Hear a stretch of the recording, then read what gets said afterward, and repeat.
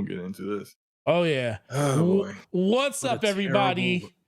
What's up, everybody? There's my second podcast, episode 193, the Gamescom edition.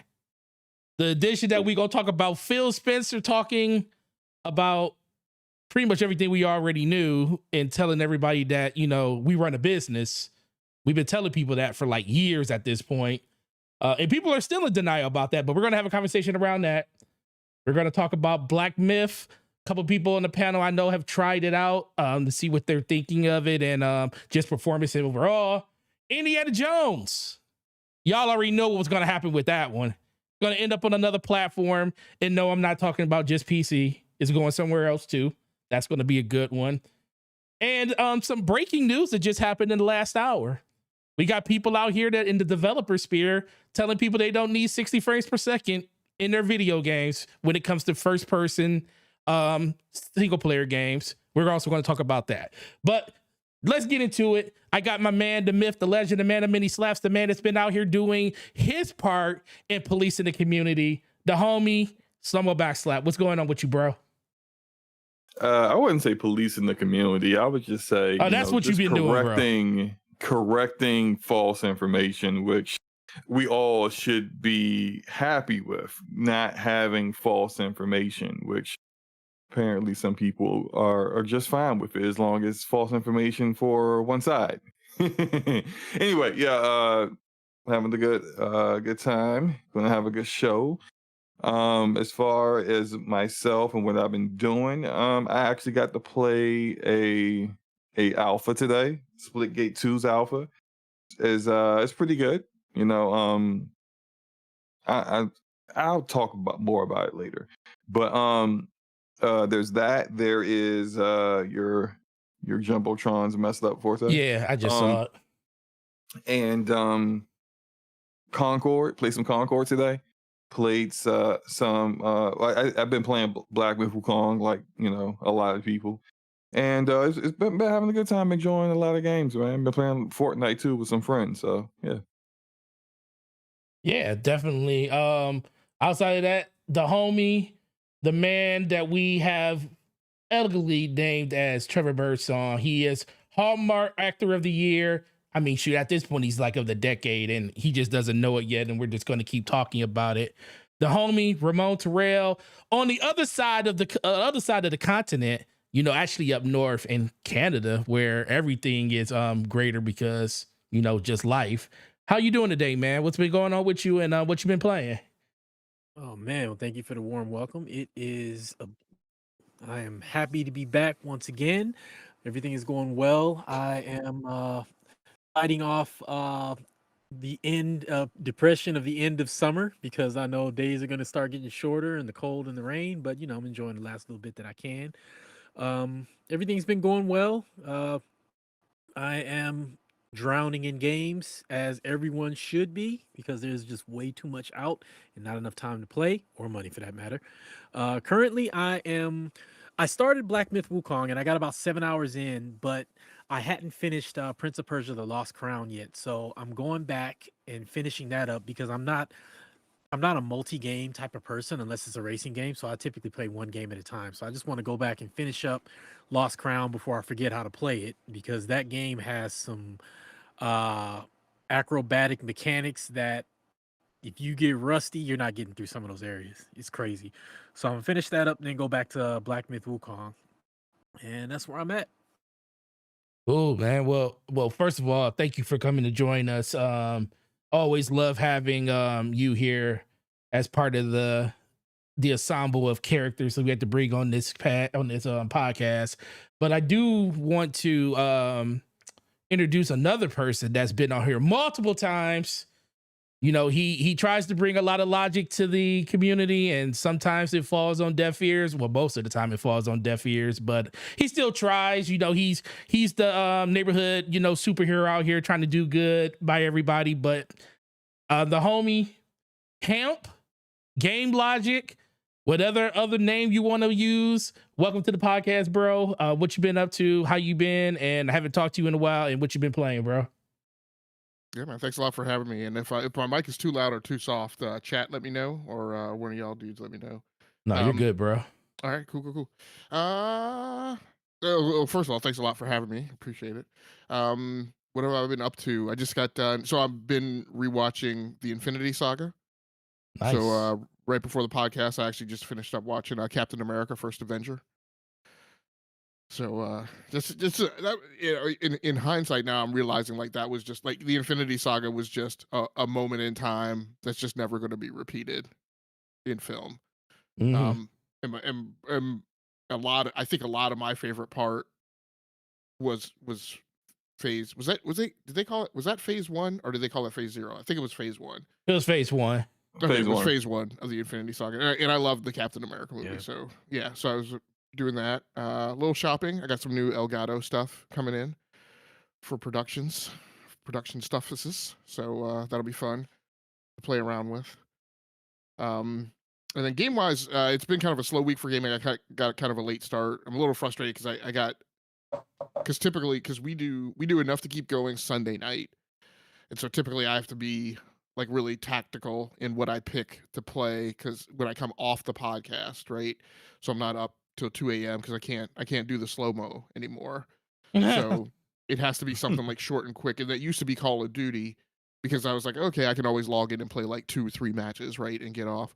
But I've dropped off Call of Duty. So I didn't play so I wound up not playing anything Sunday night or Monday night. And that's been 2 weeks in a row. So I'm a little frustrated with that.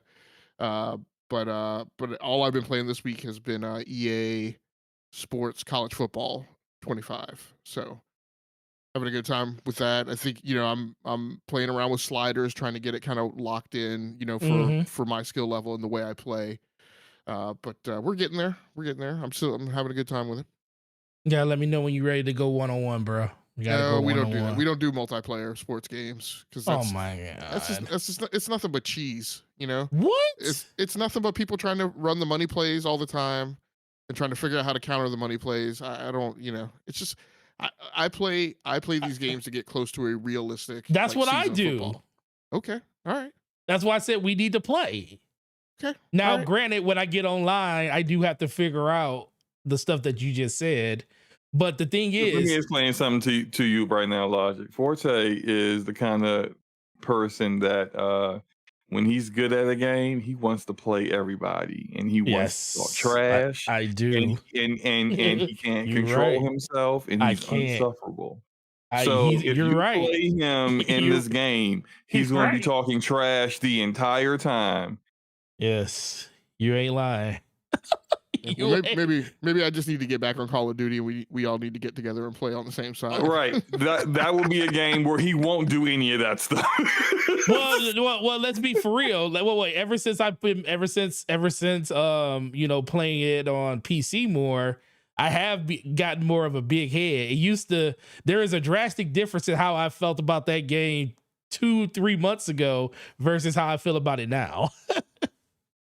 And hold on. Well, maybe we need to play tonight. I don't care. We can all play tonight. All right, cool. I do have some. I gotta ask y'all some questions. First of all, who did the video editing on the intro video with the scroll with the flybys on the letters and stuff from different axes? I did. That was Forte. Okay, I'm impressed, man. That looks really good. And actually, one of the questions I was gonna ask because I saw because I love mechs and mech games. Mm-hmm. And I saw the video scrolling by and I was like, is this Mecha Break? I was gonna ask, but then I was like, but I thought it was one of y'all's gameplay. So I was like, is this Armored Core?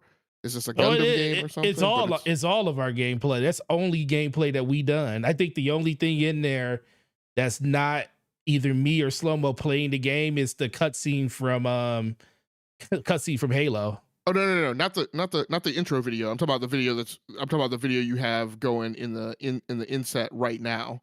Oh, I know what you're talking about. Okay, got you. And while we were talking, the Mecha Break thing came on from Gamescom. So that's this is Gamescom. Yeah. Okay, because I'm interested in Mecha Break and I've been keeping up with it. So got you. Dope. No, I appreciate it, man. That is it's not easy to do when it came to that scrolling of the name using cameras and stuff inside of After Effects, but just let me know if you want something like that, man. I can definitely make it happen for you. It's actually pretty fun for me to do because I just like kind of, it like stretches the muscle that I'm trying to, get better at. So we might do that because I mean I love that high production quality stuff, but I don't have time like for all that stuff. So if it's Right. something I can't do myself, I look to outsource that. Absolutely. And also, just before we get into the show, anybody that was here at the beginning, you got a chance to see the new starting student screen. That is the official starting student screen for the show. The new the new intro should be coming very, very soon, probably in the next week, because me and SloMo got all the clips together for that, and we're gonna have that set up within the next week or so. No more than 2 weeks from now, that'll be done. And then this is basically the layout for the actual podcast. Now we changed the stuff around. The only thing we got to do is add a couple of assets to it, and then we'll be all set with that. So just wanted to give you guys kind of an early look into how everything's going to be looking for us in the near future, because your boy has been procrastinating, and SloMo got on me last episode, and I felt bad. And I put work in to get it done. So I appreciate you, SloMo, for being hard on me. But with that being said, Gamescom 2024 has pretty much come to an end. A lot of stuff got announced, a lot of stuff to talk about. Pretty much everything on this docket happened around Gamescom. So just give me, I'll start with you, SloMo. Give me your overall or overarching thoughts on just what Gamescom did. Now it being the biggest, media availability for these games, that we have now that E3 is going. Gamescom was, for me, Yeah, just boring. Okay, go ahead. I mean, just boring. It was a couple of highlights here and there, but for the most part, just me wondering why are they showing this at this stage of development for like multiple games. Here's a great example of that. They showed Arc Raiders again, and Jeff Keighley his shows have been the biggest kind of vehicle for Nexon to show Arc Raiders. When they showed it the first time, it was the last thing shown at one of the video game awards. Can't remember which one. Maybe like 2021 or something like that. I don't know. But Arc Raiders at that time was supposed to be a 4-person co-op third-person shooter. Had a real long trailer, looked awesome, looked amazing. People were mildly interested. Then they decided to switch it to an extraction shooter, which delayed the game. And then now the extraction shooters ain't nobody trying to do them no more, because they're finding out the available potential to that kind of live service game isn't as big as what they initially thought. Industry wide, this is what's going on. Mm-hmm. Now the game has switched again. Now the word is it's supposed to be a hero shooter, but then they show a trailer that's like 30 seconds long and shows you nothing, and it's just like, why are you here? I don't know. Like, I really don't know. If I didn't know that you had changed your game again, and this is supposedly a hero shooter, which showed nothing about it that looked like a hero shooter to me. If I didn't know that, I would see your game and I would have no idea what I'm looking at. And it's just like, why is this here? But, I never put it past Jeff Keighley for making sure that whoever is going to pay him money, he's going to show their thing. If you got the money, he's going to show it off, whether it deserves to be shown off or should be shown off or not. A lot of what has come out of Gamescom's opening night live is just a lot of, I guess, drama and a lot of arguing back and forth about various things and how things are portrayed, how things are shown, and decisions that platforms are making with their games that are, being debated. And so the show was the show. What was it, 2 hours? Yep. 2 hours. I think probably about good 25 minutes of it was somewhat exciting to me. The rest of it, I'm glad I wasn't live because I probably would have fell asleep on y'all. So that's Oh man, not like we wouldn't this. want that.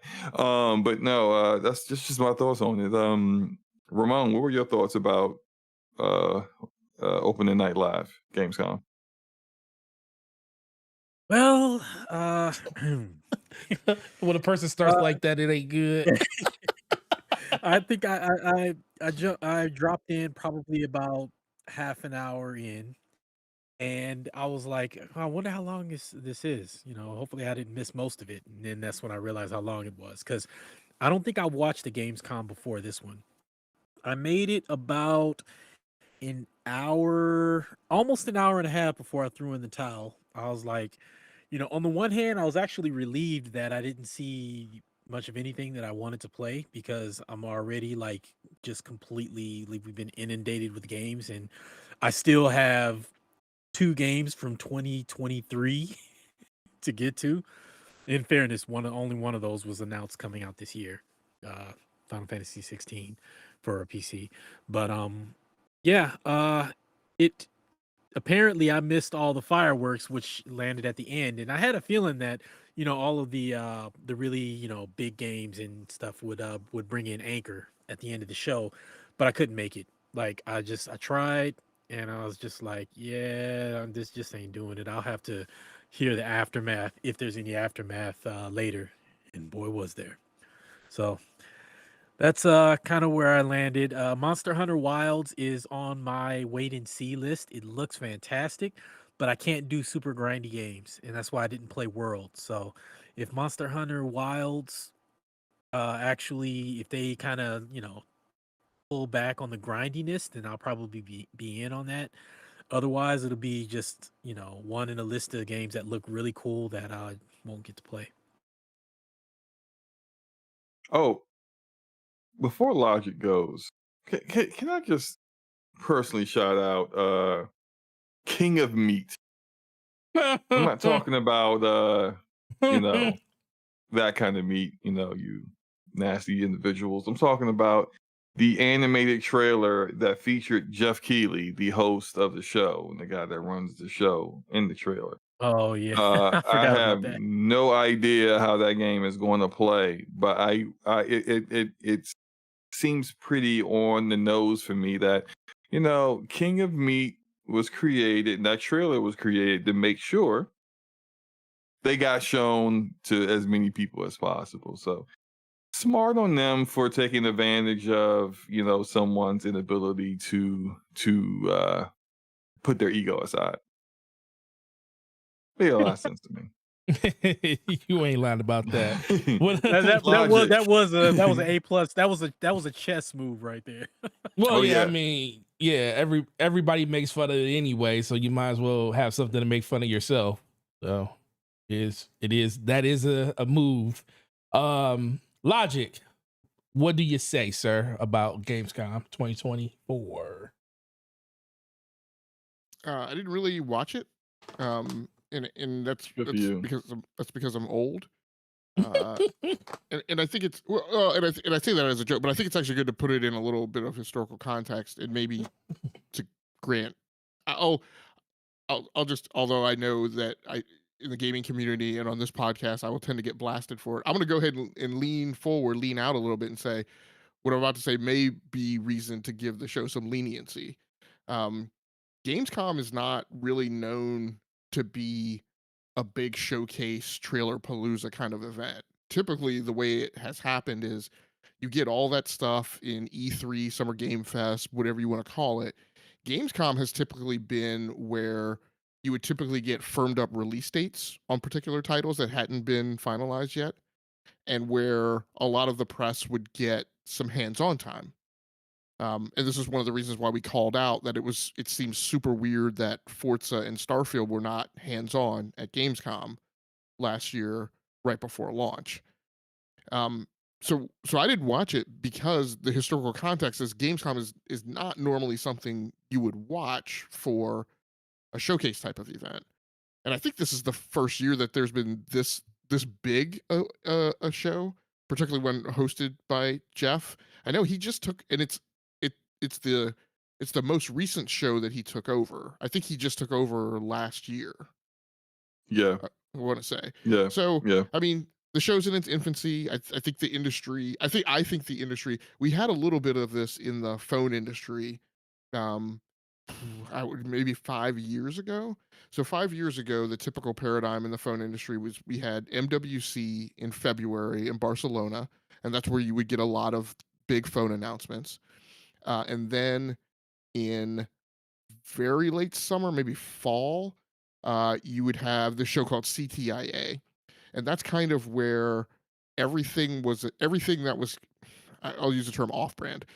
That's where like Asus would announce its phones, and ZTE and Huawei and Honor and Oppo. So a lot of basically everything that wasn't Samsung or Apple would kind of go at CTIA, and then iPhone and Google would have their shows, and then CTIA went away because they said basically there's nothing really important but iPhone and Android, and so they really collapsed everything to MWC, so we don't have that show anymore. But when that happened, the phone industry went through a couple of years of kind of everybody readjusting their marketing plans, right, to accommodate that absence. And I think I've seen that in other places in tech where, you know, a new show starts. So my point is, I think we're seeing a little bit of, because Sony, I want to say Sony and one other, I think maybe Sony and maybe Nintendo are showing stuff at PAX. I think, yeah, both of them are showing stuff at PAX, which is like next week, right? I believe so. Yeah. So yeah, I think I mean, yeah, the show may have been a little wobbly, right, in terms of some of its content, because people are going through that adjustment, and people are going, well, oh crap, now we have to have, right, now we're expected to have, right, content, right, for Gamescom, which normally hasn't been our thing. So I don't know. I don't know. I didn't really. Yeah. Yeah, go ahead. I was going to say, after Forte, after you you give your overall like feeling about Gamescom, I wanted to kind of just go through some of the highlights and just get our thoughts on that. Yeah. Once you're ready. Yeah. So for me, Logic, I'm right with you on everything you just said. The first, I didn't even watch it. I just said after everything happened and all the, you know, the open night live happened, I went to like different websites to see what was all announced, and I cherry picked the stuff that I cared about. But I remember tuning in and like just like opening it up and watching, like, I think it was when they were talking about Diablo 4, and I was sitting there listening to it, and I came back, I was like, they're still talking about Diablo 4? This is like 20 minutes later. I was like, no, I'm good. Just I had to, and then I just turned it off and then went back and started listening to some other stuff, and then came back to that like around 8-9 o'clock that night. And then I was listening to like just the different announcements, stuff that I kind of cared about. Because you're right, Gamescom never really was about the spectacle of everything that's going to be announced or shown there, because you usually already got that you know, you're full from E3. I think it's just weird now because since E3 is no longer a thing, and then we're going into a situation where PlayStation and Nintendo really didn't have a presence. Well, PlayStation didn't have any presence. So a lot of people are just looking for information. And now that we're missing a huge part of the summer and getting information, people are expecting more from this one. But then you have the people that just, you know, inherently just tune in when they find stuff that they want and they just go look at it later. So it was fine for me. I won't say it was boring because I didn't watch it. I watched what I wanted to watch. But I definitely understand where people like SloMo and people like Ramon are coming from, because if it was going to be something exciting, I probably, just like yourself, Logic, we would have watched it. But we already knew what we were kind of getting into when it came to just Gamescom in general. But SloMo, go ahead and say what you wanted to do, or go through what you wanted to go through. Well, before SloMo goes, let me just ask a question, because I'd like SloMo to cover it when he answers too. Yeah. One, do you guys think that Xbox, and maybe it was only just for this year, but do you think Xbox is kind of taking like looking at this new Gamescom opportunity as like their opportunity to play nice with Jeff. Like if there's anything, you know, and I don't think it's I don't believe it's deliberate, like in a million years, but I'll just say if the feeling is that Summer Game Fest, like that stage, right? And Xbox does its showcase, but the Summer Game Fest stage is heavily slanted towards, you know, Jeff's favorites, you know, Kojima and PlayStation and blah blah blah. I mean, Xbox seems to go as now 2 years in a row, seem to have gone pretty hard at Gamescom, and with Jeff taking it over, seems to have had a lot more stage presence at this Keighley show than I feel like there's been another show. So my question is do we think that they're taking advantage and say, well, this is the this is the Keighley Xbox show? And then the other thing I want to ask is, now that we have, you know, if the industry has shot its load, right, with this extra show that didn't exist before, what the hell are people going to show at VGAs? So I'm gonna ask, because I know Slumbo definitely going to answer this question. I'm going to ask you a question back, because does it really matter when it comes to the Xbox? Because like you said, it was more, you know, Jeff has always been more slanted in our eyes towards, you know, Kojima, PlayStation, stuff like that. Xbox is slanted towards PlayStation 2 with all the announcements that they're doing. I mean, they just had a game that they just literally had a game that Jeff Keighley announced is coming to another platform. Cold, that's really cold. But it's the truth. It's the truth. So it's like, does it really matter that Jeff Keighley is slanted in that direction when Xbox themselves is slanted in that direction now? It's like a new Xbox gamer walks into the door and Xbox grabs him by the shoulder, spins him around, and walks him back out to the blue door next door. Like, right. It's like green pill or blue pill. Like, well, which one you gonna take? It's like, well, Xbox is actively with their green shirt on trying to tell you to take the blue pill. That's literally what's happening here. So if I wanted to answer it 100, like if I didn't have the information that we have around what Xbox is doing on the back end with putting their games on PlayStation and stuff, I will say absolutely. They are trying to slant and get more favoritism with Jeff Keighley, because they announced the Series X at his showcase. They announced Hellblade at his showcase. They're doing more and more stuff with Jeff Keighley when it comes to just announcements and letting him break news and stuff like that. Like I was telling SloMo last week when we had this conversation, I already knew that Xbox wasn't going to be the one that was going to break the news on what game was going to PlayStation. They're going to let Jeff Keighley do that in the opening night, which is what they did. So less backlash on them. Jeff Keighley takes more of he doesn't even take a hit, because everybody knows his, you know, people feel like his slant is towards PlayStation. So they're going to celebrate it more instead of the Xbox people criticizing it. So if the whole backdrop wasn't what it is now with Xbox putting their games on PlayStation, I would say, yeah, you're right. That is a good plan for them to do to get more in line with what Jeff Keighley's doing. But that's why I come back to you, knowing what I know, does it really matter? Because we know what Xbox is doing, and it doesn't matter if Jeff Keighley, they're trying to slant towards him anyways. They're trying to slant in that direction themselves. I don't know. What do you think, SloMo? I think to answer Lodge's question about what they're going to show at the Video Game Awards, they're going to show everything that's interesting that wasn't shown on opening night live, which was a lot, because I was bored 75% of the time. And in regards to your question about Xbox, I mean, I agree with you. Like they're going multi-platform, so it doesn't really matter who shows it, or you know, like they are somewhat risk averse in taking the full, I guess, brunt of the disdain from their community, their hardcore community, with the decisions that they're making. But did it really work out having Jeff make that announcement and not themselves? You've seen it, what the social media look like in the aftermath. It was no different. Mm-hmm. So you can't pass the buck to someone else to try to take some of the heat off of you. You know, and the heat is deserved, not because this is the direction that you have, but the direction that you have is a completely different direction than what you said you were doing 2 years ago.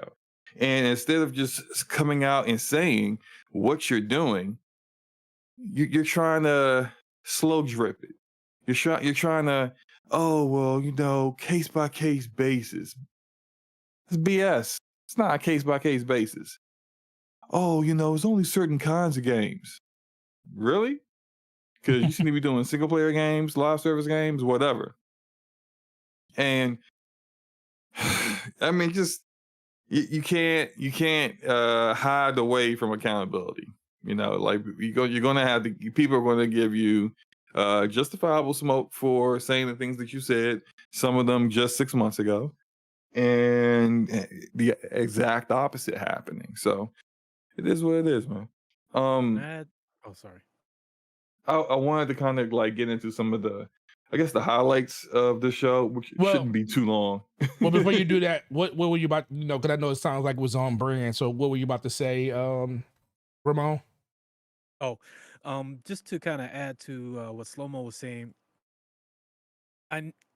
it's obvious, it's very clear that Phil and company are very media trained, and so when they do these interviews and he says, this isn't a signal that more games are come. Don't expect that. These initial games, people saying will it be Starfield and Indiana Jones? They're not. Blah blah blah. They need to get it through their head that technically not lying, nobody cares. Even though he technically didn't lie in saying what he said, nobody's trying to hear I technically didn't say that, because He admitted the truth. yeah, That's what he exactly. did. So it's I do want to stick my toe in that door just a little bit. Because the follow-up interview after the business update in February by Tom Warren asked him directly, does this mean Starfield and Indiana Jones are off the table? And Phil in that interview, which I admit, I understand, not everybody saw, not everybody kept up with, but he did say, like, he did basically say, like, I'm never gonna say, those things are off, entirely off the table. Yep. Yeah, but that's I still remember. admitting the truth, because the truth of the matter was they had a PS5 version of the Indiana Right, Jones in yeah. development at that time. So it's just, it doesn't matter what he said. It doesn't matter what the question was, how he addressed it. He addressed it. His answer was not 100% truthful on what they were doing with that IP. And when it comes to putting the topic it was the game going to PlayStation, and you in your mind, as you're answering the question, knowing that's going to PlayStation, like that's this shouldn't be happening. This back and forth, this literally every single time there's an announcement of a game going multi-platform of theirs, it shouldn't be happening, because you should be clear with what your approach is. You should be clear with what you're doing. We know what Nintendo's doing. Their games are on Nintendo. Period. So Phil, Fini. End. Phil is never clear, and you and I agree on that. This whole thing that he said in October 2022, right on, I can't remember which podcast it was on. It may have been Xbox Era's podcast or some podcast, but he said, hey, nothing's behind my back. And especially this year, I've been saying, no, people need to understand. No, Phil, there is something behind your back. It's always this mealy-mouthed answer, right, in these softball media interviews in air quotes afterwards, right, where he says a thing that there's always an off-ramp to. And like, people listening to it should understand that. He always has the out. I mean, and things should definitely be taken from the announcement, right? I mean, the thing that I wrote on Twitter yesterday was the thing that should be understood is, like, not only did they give it to Jeff, Jeff did, and one more thing. He pulled a total Steve Jobs, right? Which is a huge punctuation mark. I mean, it gets done too frequently in the industry, in the tech industry now, but it is a thing, and it is a hallmark, and it does send a punctuation mark that goes along with it. And I mean, if people don't understand that, and I think there's stuff behind it, right? Indiana Jones is a licensed property. I believe that those negotiations and those discussions in the boardroom, that Disney had an input on that. And I don't think that Disney is that far off the mark from Lego, right? And I mean, I've tried to explain to people, like, when you go into their offices to talk to Lego, you don't come in there putting your balls on the table telling Lego how it's going to go. Right? That's not. Everybody is lined up outside the door to get into the Lego property, to build something associated with it.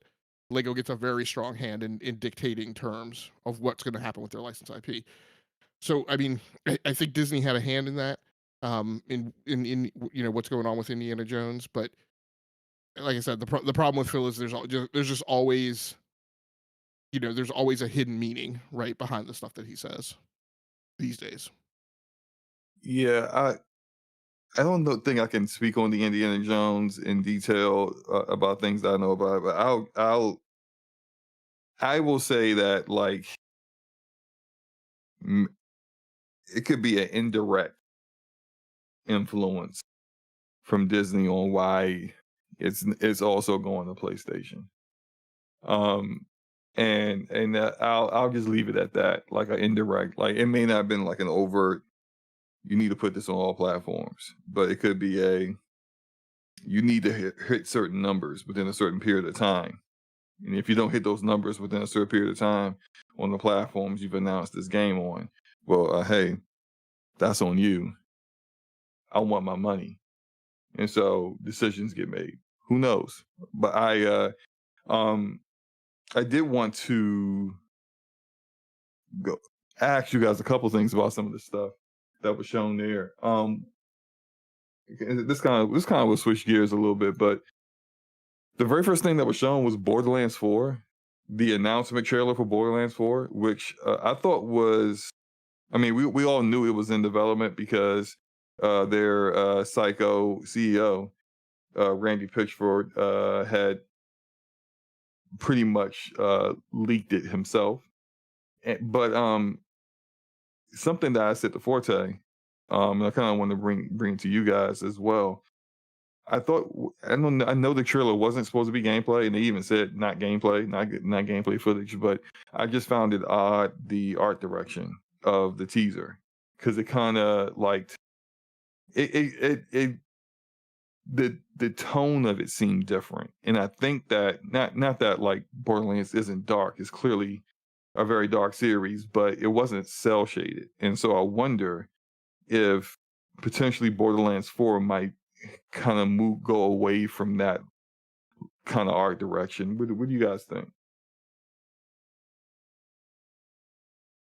Ramon? Give me a second because I'm going back to check out the teaser trailer right now. 'Cause I Okay. haven't seen it. I'm looking at it right Cool, now. cool, cool. Logic? Oh man, I was gonna give up my time for Ramon because All right, the mic from it. I'll set the table, then you guys can come after that. So yeah, me and Slobo talked about this over the phone, and he brought it to my attention. He was like, yeah, the trailer, it didn't look like it was cell shaded, so it looks like they're going in a different direction, even though it wasn't gameplay. Every Borderlands where they showed anything with the mask always was cell shaded. This is the first time it looked like it was actually rendered in like a traditional way that a game would look when it comes to like Unreal or whatever engine they're using to do it. It's Unreal. They've always done Unreal. Yeah. So it's probably done in Unreal. It's probably done in Unreal 5. But yeah, they changed the look of the mask, and it's not cell shaded, and it looks really good. I was like, yo, this is good. Now, in my opinion, and I think you kind of agreed with it, the number one thing they can do to bring a little interest into the game is to change it up. Now, this is a huge change up because every Borderlands has been in cell shade. That just means that they can't mess it up though, because everybody knows what that is. Everybody pretty much loves that experience. It's just going to put more pressure on the game to perform in other ways, because you're basically changing the identity of what that game is. We also know that they had issues, like you elderly talked about when we were talking about performance in Borderlands 3, how it was kind of a monster to run on PC back then. So it was a lot of hiccups that were going on behind the scenes with that game that they had to iron out over months and months of development after it came out. So that might be another reason why they're changing over. But once again, it always comes back to when you make a drastic change like this in the overall aesthetic of the game, where you're not just 1 or 2 games in, you're pretty much 5 games in. Yeah, when you talk but about also, all the let's different be things. clear. We don't know for certain that they're changing the art direction. We don't know. But just the way the trailer looked, it looked like that could be a possibility. I just think that and you and I both agree that like Borderlands 3 did not live up to expectations. So it is a people want it to kind of evolve, but I don't think art direction is the direction that people wanted it to evolve in. People wanted things like better UI, UX, better map design. People wanted a more intuitive not settings, but menus where you're like trying to figure out which quests to do, how you're putting your gear on, organizing those things. People really wanted a better story. Number one. That too. It's a better story. Go from Borderlands 2 story to Borderlands 3 was like a massive downgrade. And I think that when it all comes down to it, like those are the areas that I think the Borderlands community has been very vocal in saying we want this better. So of course, it's a teaser trailer. We don't see anything. We don't know how the game is going to look.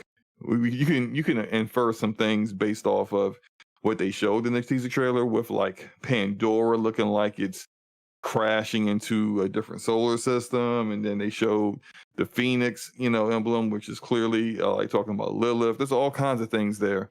That is potential things that you could theorize about, but we won't know for certain until they actually show the game. But I'm just hoping, like, I would rather just keep the cell shaded part. If you're gonna go a different art direction, you gotta nail that. When you go off script on something that people don't have a problem with, you need to execute on it in a way that kind of leaves no complaints. Like people can say it was my preference you stay with cell shaded, but this looks fantastic. Then really people will accept it overall because it looks good. If it doesn't look good, they're going to be talking about why did you go this direction. It's just going to exasperate the kind of complaints, the negative complaints you'll get off of it. But that was just my thought about it. Like very short teaser trailer. I think it was like a minute long, so it's not like really much there to talk about. Did Ramon or Lodge, did you guys have any thoughts on it now, or you guys just want to move on to something else? Well, I just watched it, and like I tend to be pretty open-minded about stuff, and seeing this, if I was a big Borderlands fan, I'd be like, why did they move away from cell shading? But let's check out what it looks like.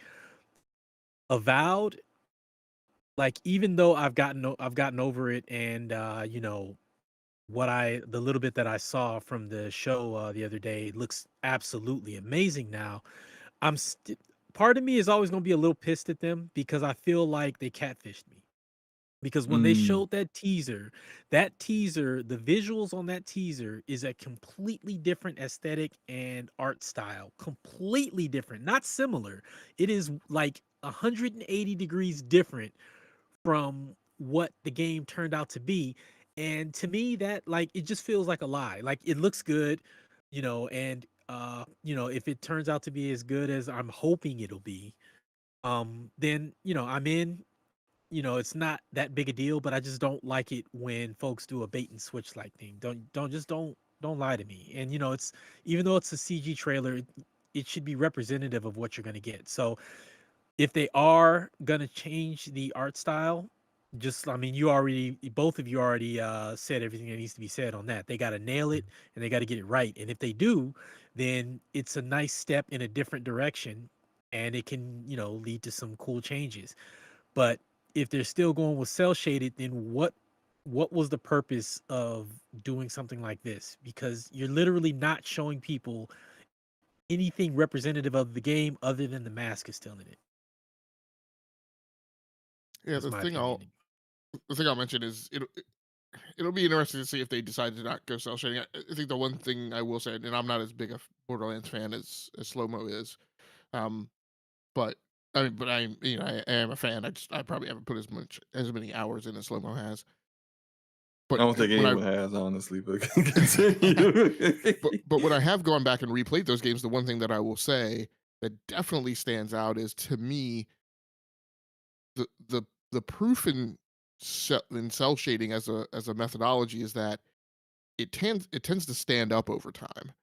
The Hmm. graphics don't seem to age because the cell shading approach seems to kind of freeze those graphics in time, and they never, like cell shading itself would have to go out of style, right? Like the graphical approach to a particular game, I feel like, doesn't go out of style. So it'll be interesting if they go that route, because then I feel like then you will, like, there will be kind of an ageist thing to the longevity of that game. When you come back and play it like 5 years later, you'll be like, okay, yeah, I can definitely tell this is like a style that the industry has moved on from. Right. And then, and to kind of look at the history of Borderlands, um, every now and then, like I would say, give it every 5 or 6 years, they do a texture pack. And it's really, the texture pack is just adding additional detail now that there's hardware that's more powerful to kind of handle that. And so you've seen that with Borderlands 2 at the very least, and the pre-sequel, Mm-hmm. Borderlands pre-sequel. Both of those got high texture pack updates that are free. And if you already own the game, you just get access to it, especially if you're on like the newer hardware. They did it for PC, they did it for consoles.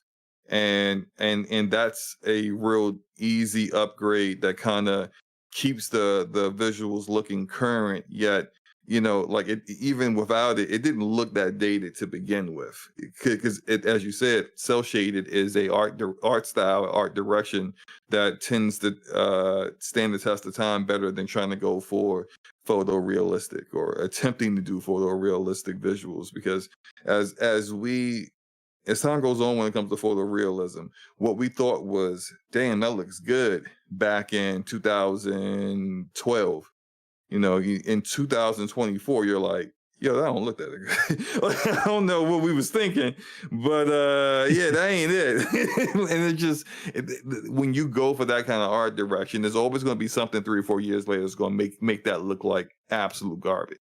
But there's just so little that you can actually do to kind of make a cell shaded look bad. So yeah, I just kind of hope they don't go away from something that is kind of like it's I wouldn't say a standard, but it is a hallmark of the kind of game that it is. When people think about Borderlands, one of the things they think about is cell shaded visuals, cell shaded art direction, and they make it work. So even no one else in the industry is doing it, if you're still doing it, like, that just kind of brings more attention to your product than anyone else. So And art style also kind of leans into the type of accents you can have in your story. I mean, you can portray hijinks in a cell shaded environment that wouldn't quite, I don't know, look right in an ultra realistic. So that, I mean, that's something too. Like, even though Borderlands can have a dark tone, it can still have that, like, it can have the hijinks type humor that works in cell shaded. But when you go ultra realistic, not, I don't know, it just it wouldn't have the same effect. yeah. Another thing, because I'm looking at our topics list, and a lot of this stuff would tie into some of the topics, so I'm not going to go as deep into some of these highlights from the show as I could. But something that was announced is that Genshin Impact is going to arrive on Xbox on November 20th. Of course, we all know Genshin Impact is probably one of the most popular games in the world at this point. Hugely popular on mobile, and consoles and PC, just popular everywhere. It has been absent on Xbox since its launch, I think back in 2022. I think, let me double check. Maybe 2021. It was, wait, that's not right. 2020. Okay, yeah. So it's been 4 years. It's been 4 years since it came out, and now Good it's God, finally that coming to game's been out Xbox. 4 years. Yeah. And since then, MiHoYo was blown up to the point where they got like two other games, Yeah, and Honkai Star Rail. Honkai Star Rail and Zenless Zone Zero that just released a few months ago. That, you know, they all play differently. Like Genshin Impact is a action RPG in gameplay, whereas Star Rail is a turn-based RPG, and Zenless Zone Zero is just really just high action. It's an action game, but the standard of a MiHoYo game and the what they all do is a gacha system, you know, and those things don't go away. I think I'll say Zenless Zone Zero is less oppressive with it, but they all have a way of, in order to progress further in the game, you're going to need to come out of pocket for money somehow. And they have a way of, you know, it's free to play, and there's a lot of content there, but then to continue on to get different characters, because there's always a bunch of characters, you're going to end up having to spend money. So I say all that to say, that's finally coming to Xbox. Logic, what are your thoughts about Genshin Impact finally heading over to Xbox? Is this a little late, or is it, hey, it's good that they're getting it because they're likely going to get a lot of money out of it? I have no thoughts on Genshin Impact going to Xbox. Cool. I mean, it's important on the landscape of the industry. I'm glad it's there for people who like it. I just have zero interest in the Mushu gacha subgenre. What did Mio do to you, bro? What did they do to you? Mushu got you, waifu. Yeah, it's not. Yeah. Did you open too many boxes in the game and see this and get a panic attack or something? I don't know. It just hasn't. I mean, it's yeah. He doesn't want to. He don't. He sound like the person that's got like a backroom deal with Mio and doesn't want to like say anything wrong. Yeah, I don't know. You got stock in them or something? No, I just don't personally know what the gamers that game and that style of game, you know, along with, you know, I mean, everything that studio does, the gamers that those games appeals to, I just don't. I'm not quite putting them yet in the corner with furries and Bethesda stands. Oh man! And, here we go. Final Fantasy stands and Souls people. Like they're not that far in the corner, but like they're getting there. Oh man, I will say my daughter has been playing Honkai Star Rail for pretty much since it's been out, and I think I spent $40 on that game for her recently, and that's the only money I ever spent on the game the whole time she's been playing it, because her favorite character, Aventurine, she had already got it. Now the pity system is pretty bad in that game.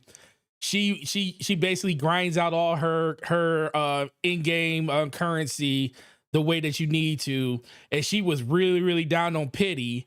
And in order to get this character, she would either have to get super lucky, like we're talking about less than 1%, to be able to get it at the state she was in the game under the pity situation she was, or almost, because you're not even guaranteed it, because you still got to roll the character by spending, or spend at least $25 to get a good 90% chance of getting the character. And, you know, she really didn't ask for it. I could just, you know how you know your kids really want something.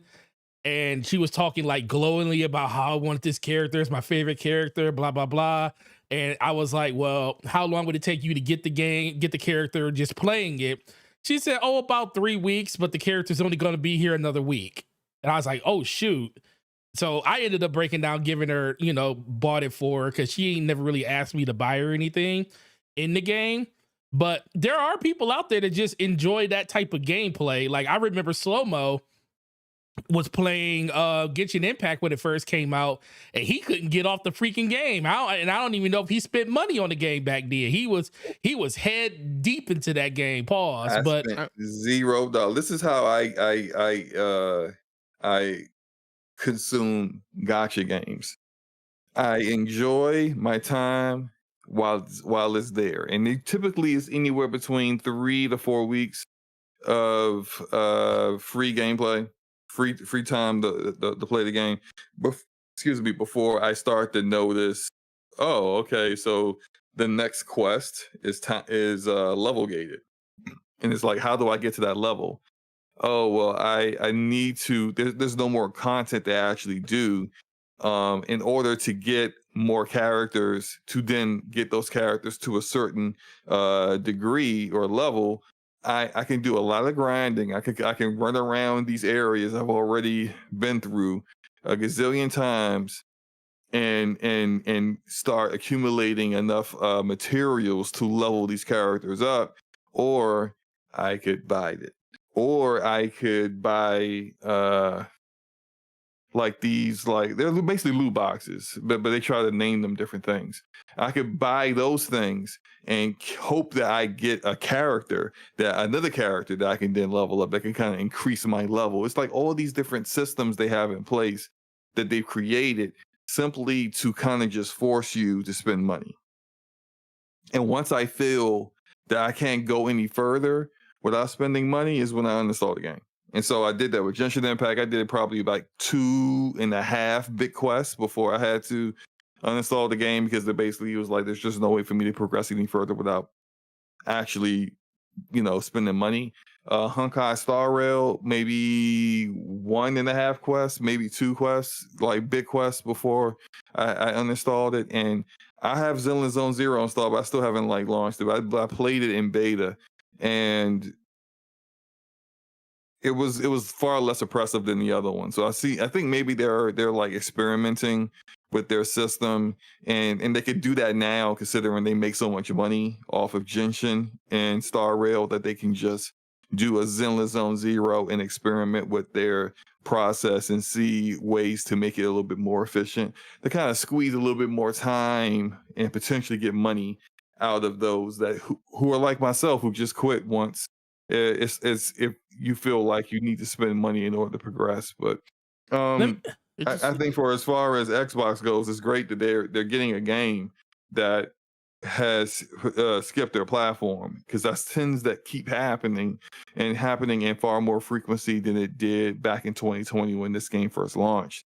But as like Final Fantasy 14 as well, it's like, it's good that your platform is getting it, but you're missing so many opportunities with players who are interested in those games in the years that you went without that game. Final Fantasy 14, like almost a decade of time before that game finally showed up on Xbox. 4 years for Genshin Impact. How long? Like Zenless Zone Zero and Star Rail aren't on Xbox either. So when are those going to show up? Like you got these situations where third-party developers are finding it difficult to get through, either to get through the process of putting their game on the platform, like that hack game, HAAK hack, whatever that game's called, or they're having development issues, and developers are brazenly speaking openly on social media to the public about their development issues with Xbox, and why the game won't be on there at launch, which is what we saw with Larian Studios and Baldur's Gate 3. Or you just got BlackMyth Wukong was just like, there's no real clear reason why it's not on Xbox yet. Yeah. And we might not get that answer, but it's not there. And it's a big game, one of the biggest games this year.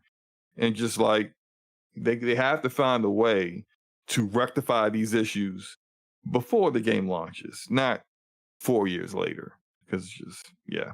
And since I mentioned BlackMyth Wukong, well, before you said you did mention it, but I do want to go back to one thing you said. You talked about Borderlands, and I definitely want to just keep that, because since we talked about the cell shaded stuff, It's the topic after BlackMyth. We go right into Myth after that.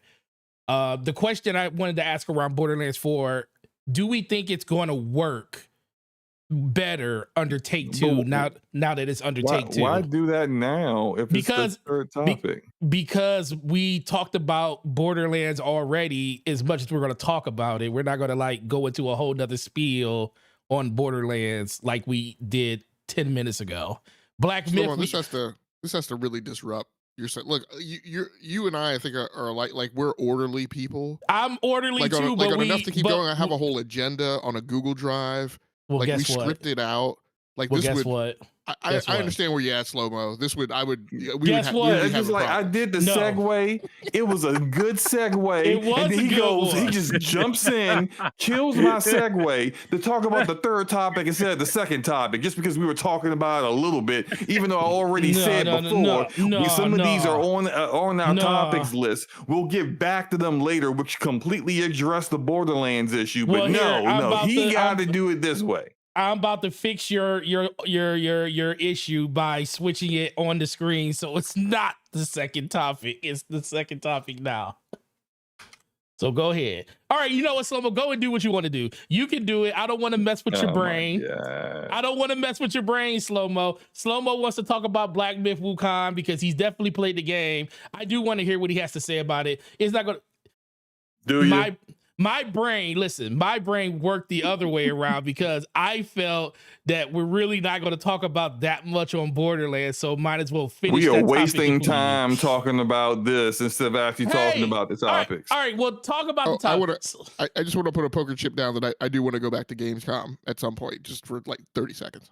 Oh, well, we have like 4 other Gamescom. You definitely got enough time to do it. But go ahead, SloMo. You wanted to talk about the amazing BlackMyth Wukong. Please continue. So BlackMyth Wukong. Khan. I said Kong. You got Khan. You said Khan. No, because like King Kong, from like Conan, King Kong. No, the barbarian. Like King Kong. You did kind of say Khan though. Did I? Did I say Kong? Yeah. Jeez. Okay. By the way, we are just one sub away from hitting 300 subscribers. If you enjoy Forte, derailing conversations as much as he does, just hit the sub button, hit the like button while you're doing that. We really appreciate it. We'd love to hit 300 Look at those beautiful subs. Typos too. If you love those beautiful typos, man. Exactly. Indiana Jones. Who can miss Borderlands? Jones?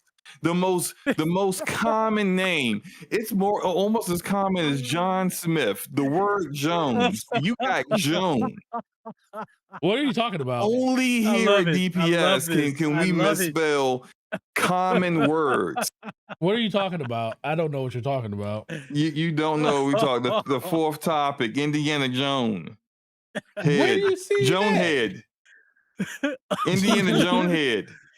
What are you talking about? Oh, how is it that you're the one who made the typo? Literally everyone sees it and you still don't know what we're talking about. I don't know what you're talking about. I see Indiana Jones heading to Xbox. That's what I see. You literally added 4 letters to something that's not there. You said Jones. There is no Jones. You said heading. There is no heading. It's just head. Indiana Jones head to the PS5 is what you wrote. Oh, I know. You're going to have to screenshot this and... it's on your screen.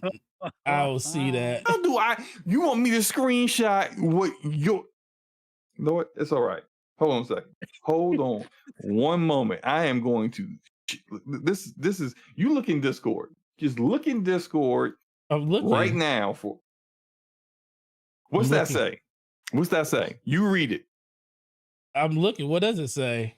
It's in the fellowship channel right there. All right, let me look. Because I don't see it. On my screen, it says something completely different. Yeah, you just changed it. You just photoshopped that. You're the worst liar. You're just the worst liar in the world. You literally you were lying to us. Stall it out Directly. Stalling while you fix your typos. like we don't know this. Like we're a bunch of 5-year-olds here that just like you can't gaslight any of us, Forte. I can't guess. Like I would never do such a thing. Shut up. Anyway, let's talk about BlackMyth Wukong. Okay, let me talk about this game. One, let me just get some general details out there. This game is only on PS5 and PC as of right now. It probably will never come to a Nintendo. I don't think it can run on a Nintendo. Even the Switch 2 probably wouldn't be able to run it. But wildly successful. Within just a few days, has already sold like over 2 million plus copies. Its concurrent player is breaking records all over the all over Steam. I think it is somebody correct me if I'm wrong. It is the highest concurrent player count for a single player game ever on Steam, exceeding past Cyberpunk and Yeah. It's the remember the highest other one that was up there, yeah, it's Power, I think. Yeah, it's the highest single player game recorded on Steam. It is the 8th highest all time game to release on Steam. Yeah, and then now there was this like breakdown graphic of like where people are playing BlackMyth Wukong, which I find very fascinating that people for a Chinese AAA game now have decided they want to know where people are playing the game. Like I think we all understand why you ask certain questions to get certain data and why you didn't do that for say Hogwarts Legacy. Like, I wonder where everyone's playing Hogwarts Legacy. It's so successful. No one asked that question. Mm-hmm. But when BlackMyth Wukong is so popular and wow, so many people are playing it, I wonder where everyone's playing it. But yeah, you're not smart. Okay, so just letting you know that we know that. Anyway. The game's fun. It's a boss rush game. I mean, the areas are I think the design they're fine. They're designed fine. It's the enemies that you find out in the random world. They are uniquely designed, and this is all based off of the story Journey to the West. And everything looks great. The enemies are easy to beat. It's what you really have are like these bosses that have varying levels of difficulty. Some of them are fairly easy to beat. You beat them on your first attempt, no big deal. Others, you may need to give it a shot a few times. They're really kind of like download the move set of the enemy, how they tend to attack, and those kind of things.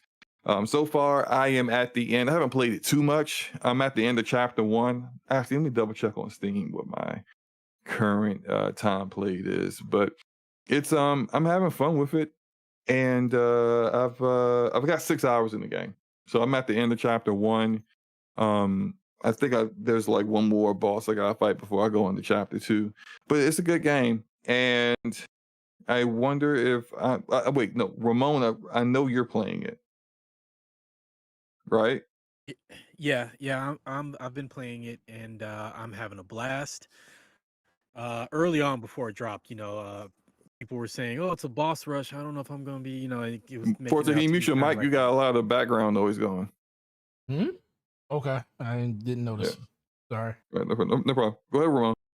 and they're like, "Oh, I don't know about this is a boss rush," and some people are making it out to kind of sound like, you fight 2 enemies down a corridor, you're in your next boss, but um I find that the game, I like that it's branching linear.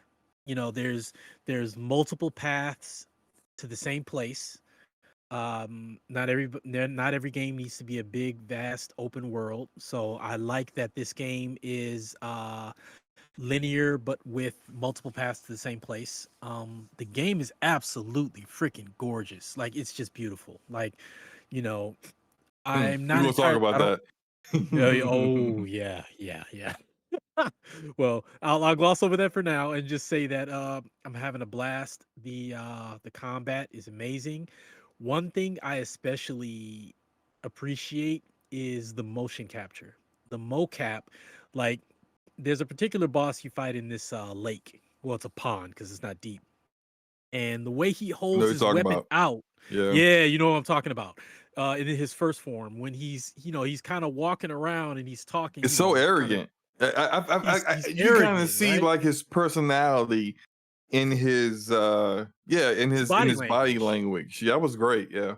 Yeah, yeah, it was great. And then just like the way he's holding his weapon out and the way his body moves as he's, kind of strutting around as you're circling each other or whatever the case is, like it's so well done. And then there's another boss that when you defeat him, he's in an animal form and he's, on, well, paws and knees, pleading for his life. And body language is totally like something out of like kung fu theater. Like you can tell that the developers and the actors and everybody are Chinese because it has that flavor, that seasoning, that authenticity you can't get from different actors, right? Or actors that aren't How'd you like that that. prologue?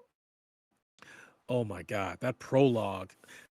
If you ever want to draw somebody in immediately to your action adventure game, you start off with the equivalent, story equivalent of a nuclear explosion. That game started off at 100. I mean, and it also it served two purposes. One, it gets your attention in a big way because it's a huge moment, but it also shows you what you need to get back to. Where going to Exactly. climb your Yes. way back to.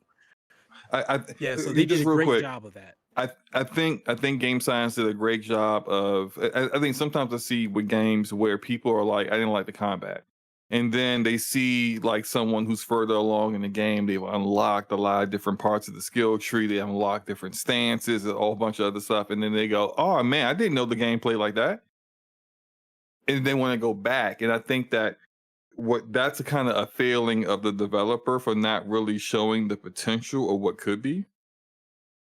Whereas with Game Science, in that prologue, you got to really see what the Monkey King could do. You got to really see like everything that was available there, and like you could get back to this point. And it's just like knowing what you could do ahead of time kind of like be a carrot in front of the stick to kind of help motivate you to make it back to that point. So I thought that was a good way to start it out, outside of just it being fantastic. I mean, just the actual like prologue is really good, and I loved like the cockiness of your character, because typically you don't really see a lot of protagonists that are that like cocky and arrogant, but it was good. It was good. Let's talk about performance for a moment. So this is an Unreal Engine 5 game. So I think we all at this point now who've played any Unreal Engine 5 games, we know they are extremely demanding. And as demanding as these games are for current day hardware, they could be even more demanding for hardware that's a little bit older, like potentially the current gen consoles right now that came out in 2020. And so even for newer hardware on PC, where you need frame generation in order to kind of help reach those really high frame rates, or you need upscalers to kind of help you reach a visual look that you're looking for, while also maintaining acceptable frame rates. I think we saw some interesting discourse in social media over this. And when I say interesting, I mean it's a special kind of person that could just lie about performance. Just straight up lie. It's native 4K. Say his name. No, I'm not, because it just wasn't one person. It was multiple people. People on streams, people on Twitter, people saying, "Hey, I heard a rumor," and it's like, you ain't hear no rumor. You pulled that rumor out the crack of you know what. You didn't hear nothing. I heard a rumor it's going to be native 4K 60 FPS. It's just like when you hear these kind of things, knowing it's an Oh, Unreal yeah. Engine 5 game, and every Unreal Engine 5 game, including the one that is maintained by thousands of employees and the creator of the game engine, can't do native 4K 60 FPS with simpler looking visuals and less textures on environments in their own game. And I'm talking about Fortnite. But you think this game is going to hit 40 FPS with a developer that's their first time doing a AAA game? It's just the ignorance of it Well, SloMo, but is fascinating. you might just need to upgrade your PC. Oh yeah, Todd Howard told me that. Todd Howard said that was necessary. It's an upgrade. Hey, Yeah, if my game doesn't run well on your hardware, it's not me. It's your You need to hardware. upgrade your PC because I optimize my game. But then I come out with a patch that gives a 20% uplift on NVIDIA and Intel just 2 weeks after launch. It's just developers will lie about their product, which I understand. But why are gamers lying about it? You ain't make the game. You don't work for the platform the game is on. What are you lying about? Why are you lying to people? That's weird. Digital Foundry going to expose you. VG Tech and any other tech tuber, how hardware unboxed, gamer nexus, they're going to expose you. Why? Why even bother? It's silly. Ramon, I know you're playing it on PC. You have a 4070 Super or just a regular 4070? I can't remember. No, I'm a vanilla 4070, and I'll just say this, and this is why, like, when you first told me of said individual of a number of individuals talking about a coming patch for the PS5 to run this at native 4K 60, folks. My 4070. Now, correct me if I'm wrong, because I'm still pretty new. I'm approaching my year anniversary with PC. My card is considered like what, upper mid range. And you could probably say that my card is the baseline, bare minimum to be able to play this game with all of the bells and whistles slightly but below top settings. Like, yeah, you have a 1440p card, so you could do like max settings 1440p or optimize a little bit, but still you should be able to play all your games in 1440p basically with your card, which is just great because like that is the sweet spot if you kind of are really paying attention to how people are playing games. And even to just real quick, there was a few tech tubers who did videos.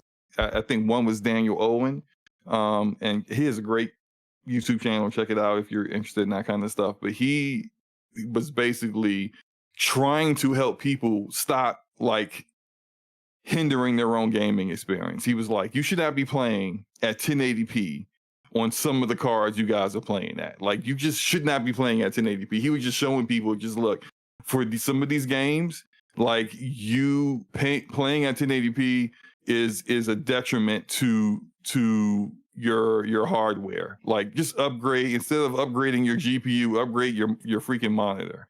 And I just find that's just, a lot of PC gamers, they just want to stick to 1080p for whatever reason. But 1440p is the sweet spot, and your card's perfect for that. But go ahead, man. Oh yeah, and well, what I did was I watched the hardware unbox. They did a benchmark episode. They did two, but the second one was, once the game was released, they're like, these, they went through and broke down setting by setting, and the final chart that they released was, a custom optimized chart, but you didn't have to change a lot. There wasn't a whole lot you have to change. So I'm playing at 1440p. Most of my settings are at max. Ray tracing, I think I'm at high.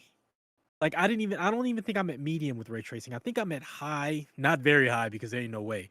I'm at high ray tracing if I remember correctly. Most of my other stuff is cinematic with a few things that are. You could go down to medium ray tracing. It could go down. Okay. The massive difference between high and very high and medium is like it's almost half your frame rate. It seems. I might be Oh, overstating okay. that. It's a lot though.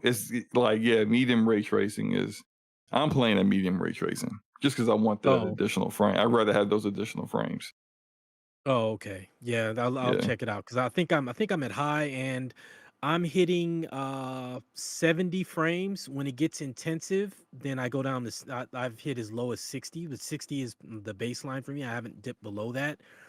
1440p, and I'm really hoping it's a sign of things to come because surprisingly, frame generation actually I'm not perceiving any latency.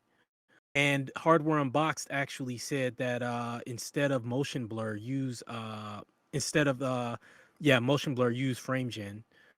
And I found it like because some games frame generation just makes it laggy or input lag, yeah. But Mhm. in this I'm not perceiving that at all. I've had no issues.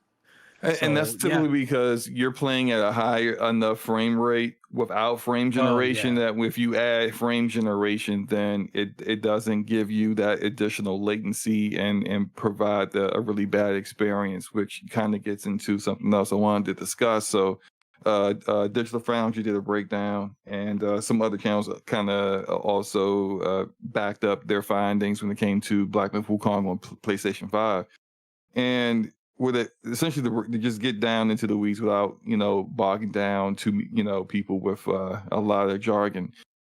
Frame generation is being used on PlayStation 5 to kind of help artificially raise the frame rate for performance mode.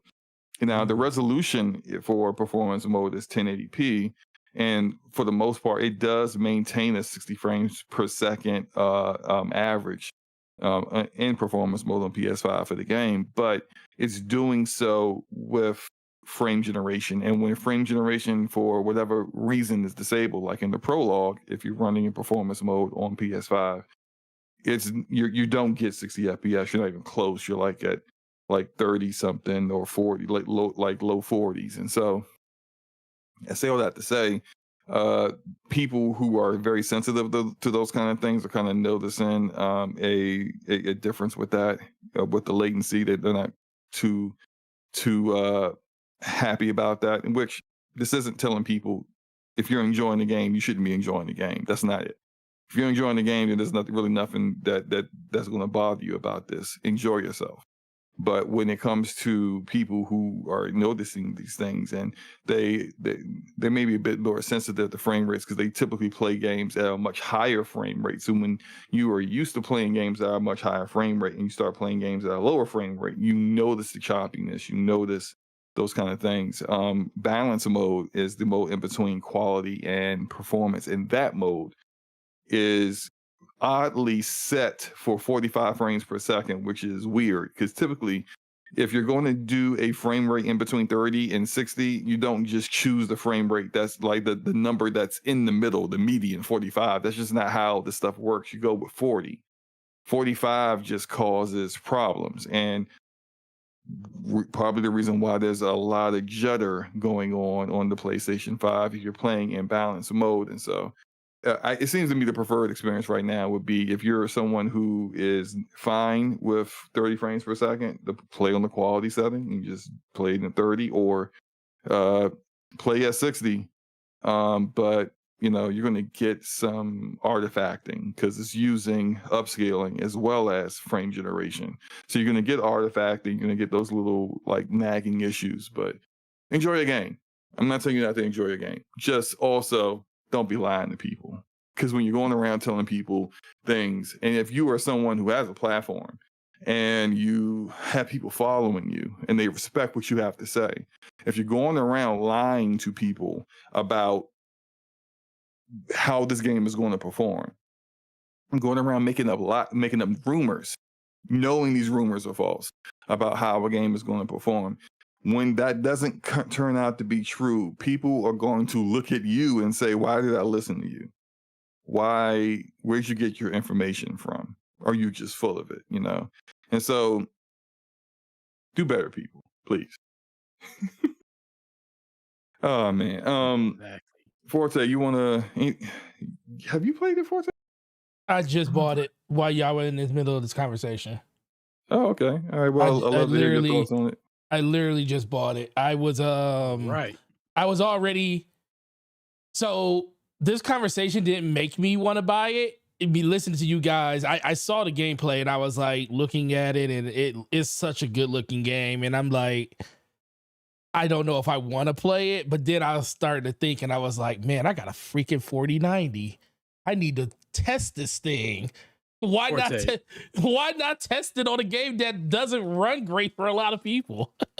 Forte, So- let me. It's not to cut you off. I'm No. sorry, but Okay. with your rig, like Oh, I'll be able I'm to playing max it. it. I'm playing it on my my OLED TV, and I'm looking at the shadows, and I'm looking at the individual leaves in the shadows, and the red clay water, and the reflections and everything, and it looks like just gorgeous on mine. And you got a 4090, man. You're in for a treat. Like So, you're in for a treat. yeah. It's absolutely gorgeous, man. So my biggest thing, and the biggest reason why I bought it is I ain't gonna lie, I done turned into a big snob now that I got this 4090, because now when I look Shut- at game, You turned into a snob before you even got the 4090. You No. bought it and immediately started trying to shame other people on what hardware they had. And you didn't even have the hardware yet. No, I never shamed you beforehand. I just kept telling you, why are you spending more? No, see, you putting words in my mouth now. I am not putting words in your mouth. Our whole conversation was why? No. DPS. No. Your whole I went at you. You didn't even have the card yet, and you was me and you. And actually, Logic was a part of this too, because Logic was like, I'm with SloMo, because you guys were both in the same boat. I was like, why are y'all spending all this money? With me because you were wrong. No, I was like, why are y'all spending all this money in the same generation? Y'all went from like a 4,000 card to another 4,000 card. I'm talking about. I'm talking about how you were acting immediately after you bought the 4090. I did have I bought it, so I turned into a snob. I turned into a snob once I bought it. You're right. Once I bought it. Not before I bought it. Once I bought it. Now, I'll agree with that. Like I said, I don't have no problem with telling the truth. That's literally what I said when you were just saying no. You said You said before I bought the card, I was acting like that. I said no. It was. I said after. Before you installed the card. As soon as you bought the card, you started acting like that. Did he say before I installed the card? Did he say before I bought the card? Look, I just can't go along with you. That's what I'm saying. With the cherry pick and throwing shade. That's what I'm saying. That's what I'm saying. We get shade for buying multiple cards in the same generation, but you can go off and buy a 4090. Well, listen, that's because you spend more money than me. No, you spent $700 on one and you spent $1,000 on another. So you were about at the same. Yes, you did. Yes, you did. I want to be like all of y'all when I grow up. I spent okay, but then I traded in, and I then did the I same got. Thing. I sold my 40 my 3070. You still spend more money than me. This is a pointless conversation. Can we get back? Look. We're all PC gamers. I'm gonna say, I ain't got to explain myself to none of y'all. Right. There you go. That's what I'm saying. SloMo doesn't have to explain himself to you. Oh my God! Here you go. Forte. Here you go. Now you go and you buy a 4090. We're not going to ask you to explain yourself, but we are going to point out it's cherry picking shade throwing. No, it ain't, because I literally said cherry picking. I said myself. Shade throwing. Mofo. No, because I said it myself. You didn't have to say it. I said it myself. I turned into a snob. That's the only reason. Because I was sitting. Let me be for real. I was sitting there, and this was like 2 days ago. I was sitting there, and I was like, man, I haven't played, because me and you talked about this on last DPS. I said I really ain't played no games, and I was like, man, I got this freaking beast of a PC, and I ain't played no games on it.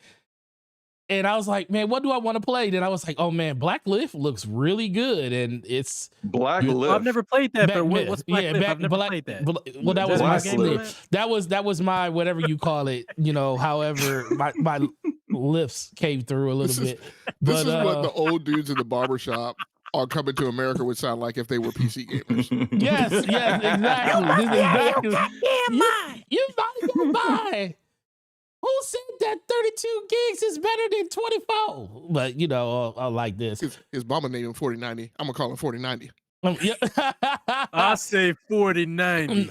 4090. Oh, what is that? 64 gigs? This is beautiful. Oh Lord. No, but yeah, I literally just bought it. So I will definitely be playing that probably tomorrow because I know we're supposed to be playing Call of Duty tonight. But the whole thing about but everything I smoking with the black lisp Wukong. Yes. yes, I told you my lisp came through. Perfect. Thank you. Yes, Thank you. I said the lisp got me. I needed that. Thank you. The lifts got me. You're right. When I talk fast, lifts come out very, very often. But all right, we need to speed this up because we on the second topic. It's 10:30, man. We need let's get to the next one. Okay, well, the next topic after this will go quick. But no, I'm definitely interested in playing it, and I will be playing it. So yeah, Xbox players won't be playing it no time soon, but you know. Oh, you ain't had to do it like you ain't had to do them like that, man. That's messed up, man. That's tough, man. That's listen, tough, man. this that's because Microsoft made a decision to gimp themselves, and you know it's unfortunate. Hey, look, for you Xbox guys, just look at it like this: you're gonna get the definitive version of BlackMyth Wukong. The same way PlayStation gamers gonna get the definitive version of Indiana Jones when it comes out. So you know look, what? SloMo, are you sure it's gonna be the definitive edition, man? Because yeah, the PlayStation guys will get it with a performance mode, especially on PS5 Pro. You know what? Let me. This is something I was thinking about. This is something I was thinking about today. Around that, and I was just making a joke more about Xbox gamers aren't going to be because I'm still an Xbox gamer because I still enjoy Game Pass. I still have my Series X. I still would like to play games on it because it is more comfortable playing at a big TV than sitting at my desk. Even though I could move my PC and do it, it's not a big deal. But I have what's on the Jumbotron? Oh, it switched over inputs. My input switched. But it switched to my Xbox for some reason. But the biggest thing is for me, the question I want to ask is why does Xbox feel okay? Do you feel like you should be more prioritized if you're spending $500 on a console versus a person that's spending $300 on a console? As a gamer, do you feel like you should be prioritized more? If you okay, there's certain things that you're definitely going to get from a $500 device compared to a $300 device. Like that should come with some built-in benefits, some built-in understanding. Like if I buy a Xbox Series S, I know that the same game that somebody's going to play on the Xbox Series X is going to perform better on that game. I expect it to have a higher resolution for those games. I can understand, at times if that turns out to be that like I only have one mode, whereas the Series X has a quality and a performance mode. Like I get it. I'm playing on lesser hardware, and therefore there is some expectations that come with that. Okay, so for me, I agree with everything you just said. I ain't gonna lie. I feel like if you are buying the $300, because once again, Xbox is giving you the option. They're giving you the option to buy cheaper and pay less, or pay more and get the better system. But they're not giving the better system the better performance that it needs. It's got the performance in name only, but in practice, it doesn't have it because they're still holding it akin to what the cheaper system can do. My question is, and anybody can answer this, why are they just afraid to just tell people that spend $300 that you're not going to have the same experience, where everybody that goes out and buys a PC has an opportunity to buy the best versus buying the cheapest? And most gamers understand that if you buy for something for less, you're not going to get the same thing if you pay more money for it. Sometimes you're just stuck in a certain price bracket that you just can't get out of until you get out of it. So is it more of an Xbox and Microsoft issue that they don't want to separate these two systems? Or is it just of the formality of consoles really never doing that, and this being the first time that we have a generation like that? The issue is that there are Install features. base. Yeah, there are actual features that the Xbox Series S is missing that could be on the Series X. And for example, I'll use Baldur's Gate 3 for an example. They were complaining about an issue with the local co-op function split screen co-op, screen that they had that was a problem on the Series S. And that, and this is something that I'm not really going to be upset at Larian for. Their game engine is their game engine. It's a bit outdated in some ways, but it's their proprietary engine. And like Capcom, who has a proprietary engine that doesn't work on current Xbox hardware, I think it is to the detriment of Xbox gamers that Xbox leadership has prioritized very important and influential developers, making sure that they get the resources that they need in order to make sure games run well on their platform. Their competitors do that. Sony does that. Sony will send people, developers, their own people, out to not first party, not second party, third party developers for important games to make sure those games run well on their platform. Why is this not something that like Xbox does?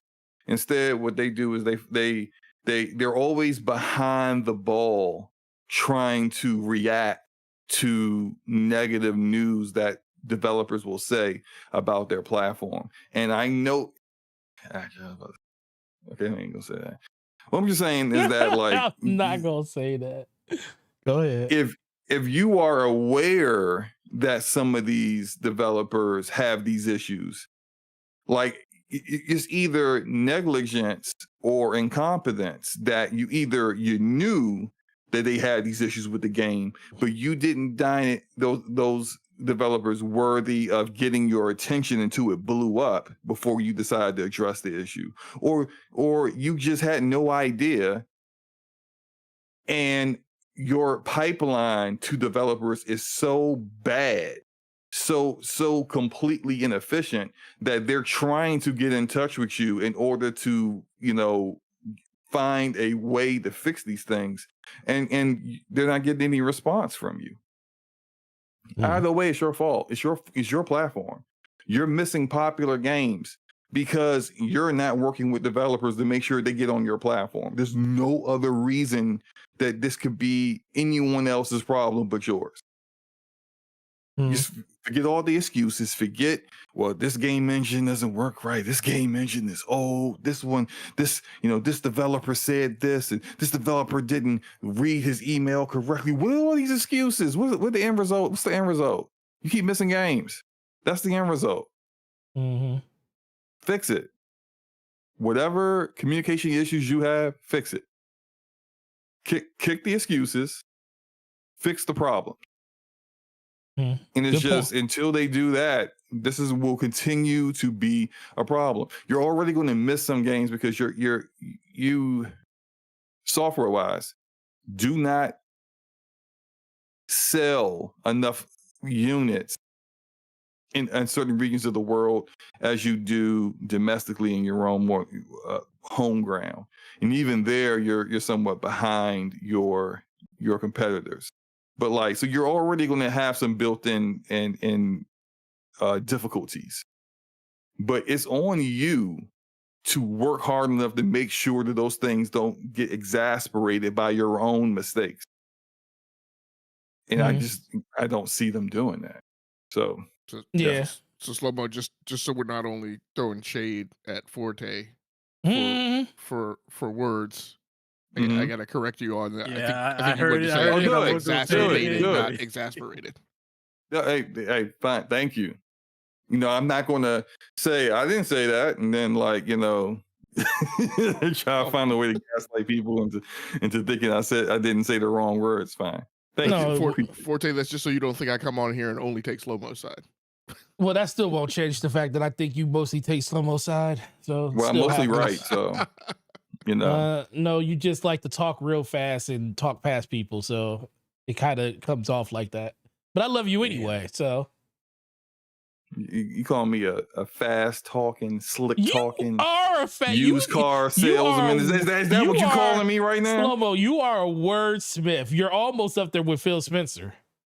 Oh, now you're calling me a lot. Yeah, okay, you know what? I did not call you. Into that. No, I almost fell into that. Slander, brother. What did you do to this man to get this slander? He was like, he almost.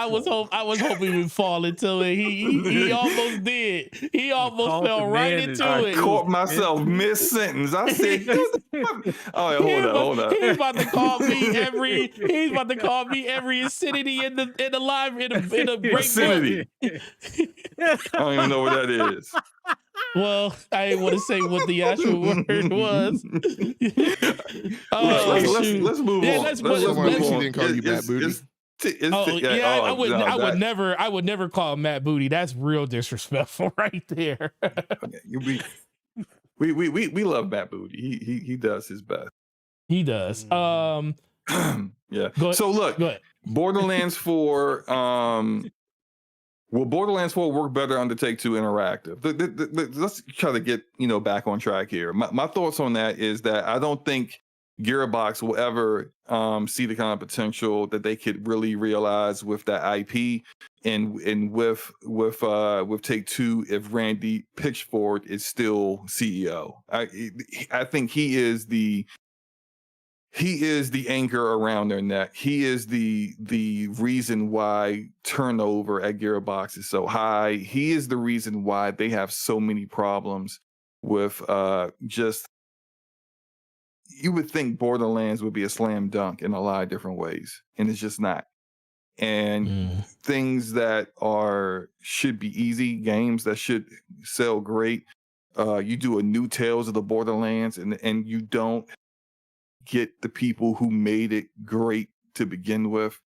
You basically take the soul out of Borderlands in some ways, and you end up with a game that just barely resembles what people expect from the franchise and Tiny Tina Wonderland. And it's just, I think Randy's the problem. And I think if they went in a different direction, especially now that Take-Two owns it, and so they really have the authority to do whatever they want with the studio, they need to do something like some of the stuff just that Randy has done would get other CEOs fired immediately.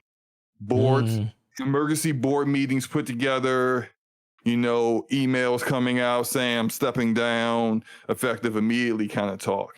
And the dude just survives everything. He's a true magician in that respect. He survives everything that comes his way. And I just kind of feel like for them to really get Borderlands 4 to be better under Take-Two, it's not about like whatever the developers choose to do or game design or just anything, those things that are like those micro issues that are in the weeds with the developers have to deal with. It's about some macro higher level hard decisions that need to be made. Anyone else want to talk? What got a thought about that before we move on? I will say I just hope that maybe with just the financial side of because the biggest thing with Take-Two, Randy is always pulling funds from places he shouldn't be pulling funds for to try to feed more into the experiments that he has, and most of that is around Borderlands, and hopefully during this full development, knowing that the funds will be there because it's under Take-Two, we won't have like a stress of, because you could kind of see just in some of the stuff that they do in the game that at certain parts of development, they probably just shortcutted it or did shortcuts on it, versus now I feel like they actually have the time to do what they need to do because they actually have a publisher that's, a constant cash flow that's going to be coming in to actually help them get these games out. So I'm hoping the fact that they got more stable upper management when it comes to this game, it's going to work off better. But, you know, as long as Randy Pitchford is there, I just don't know if I don't know if that is going to become the reality. You would hope it is, but, you know, I always felt that Gearbox kind of needed new leadership for some time now. But it just seems like for some reason, you know, Randy is going to be there until Randy doesn't want to be there anymore. So that's kind of the only, you know, downside. I'll give them the credit for the game that they did create, you know, from the very beginning, but that game has been in definite decline ever since Borderlands 2. And, you know, the fans deserve more, gamers deserve more, and I'm hoping with, you know, a constant flow of cash and profitability from 2K, especially knowing they're getting ready to drop probably the game of the generation or the next 2 generations in Grand Theft Auto 6. Yeah, say 2 generations, because you already know they're gonna support that until the wheels fall off. They're gonna milk that boy just like they did Grand Theft Auto 5. So, you know, money's not gonna be an issue for the most part. So let's just hope that is good enough to kind of keep development on track and to get everything that they want in the game before it does release. But, you know, and hope that that's more than good enough to like kind of outweigh the, you know, what Randy basically can do to the game overall. But that's all I got. So do we think, I mean, so we've all had the opportunity to see players with, I'll just say, behavioral uniqueness, right? Move to a team, surprisingly get picked up by a team that has like a really disciplined regimen, right? Like, so, you know, players who you would never think would go right to play for Bill Belichick, for instance. Yep. Do we think Randy's on notice from Strauss? Do we think Strauss had the talk with him before he's like, look, we're gonna pick y'all up, but all this mess and other stuff, like one whiff of that and you're gone. Well, I mean, since they've been acquired, I mean, he had the whole S-Storm after the movie bombed, where he had a very public social media meltdown, where he's incoherent, he's not making any sense, he's blocking people, and then trying to gaslight people into thinking that the blocking was an accident when you literally have to press 3 buttons and a confirmation button in order to block somebody on Twitter. No one believed it. He got publicly embarrassed by everybody. And that's, I mean, the movie is the movie, and the movie stunk. And part of my problem with him is that apparently he was on the set pretty frequently, and they still completely missed every characterization of the Borderlands characters, completely missed the tone of the universe and all that stuff. And he's there. You know, you would think that, like, you know, somebody from Gearbox being there would help make sure that didn't happen. But I don't know if he was there to just rub elbows with all the very popular but completely miscast actors and actresses they had on set, or was he actually there to make sure that the movie was going to be of quality? I think we already know which one that was. But like, with him doing the things he's doing, I don't think nothing that he said, you know, over in his outrage was enough to be fired over. But I think that if there was any warning from Strauss, he ain't heeding it. He doesn't seem to be any different than he's always been. And I would hate for it to come down to him having to do something that's a detriment to the studio and a detriment to the actual game before they make that move, because it just, you kind of know what you're getting from him, and he's too old and too weird to change. So I would rather say, if I'm Strauss, I'm making a move before I get to that point. Yeah, because what I really think it comes down to, I don't think Strauss cares that he's a weirdo. And I don't think Strauss cares what he does in his personal life, which is, you know, suspect to begin with. I think all he cares about is money and the bottom line. And if Randy is messing up the money, then that's going to be what's really going to get him out of there. If Strauss realizes this isn't going to work with you here, and you are messing up the money. We spent $500 million to acquire your studio, which was a discount from where it was before. I wonder why.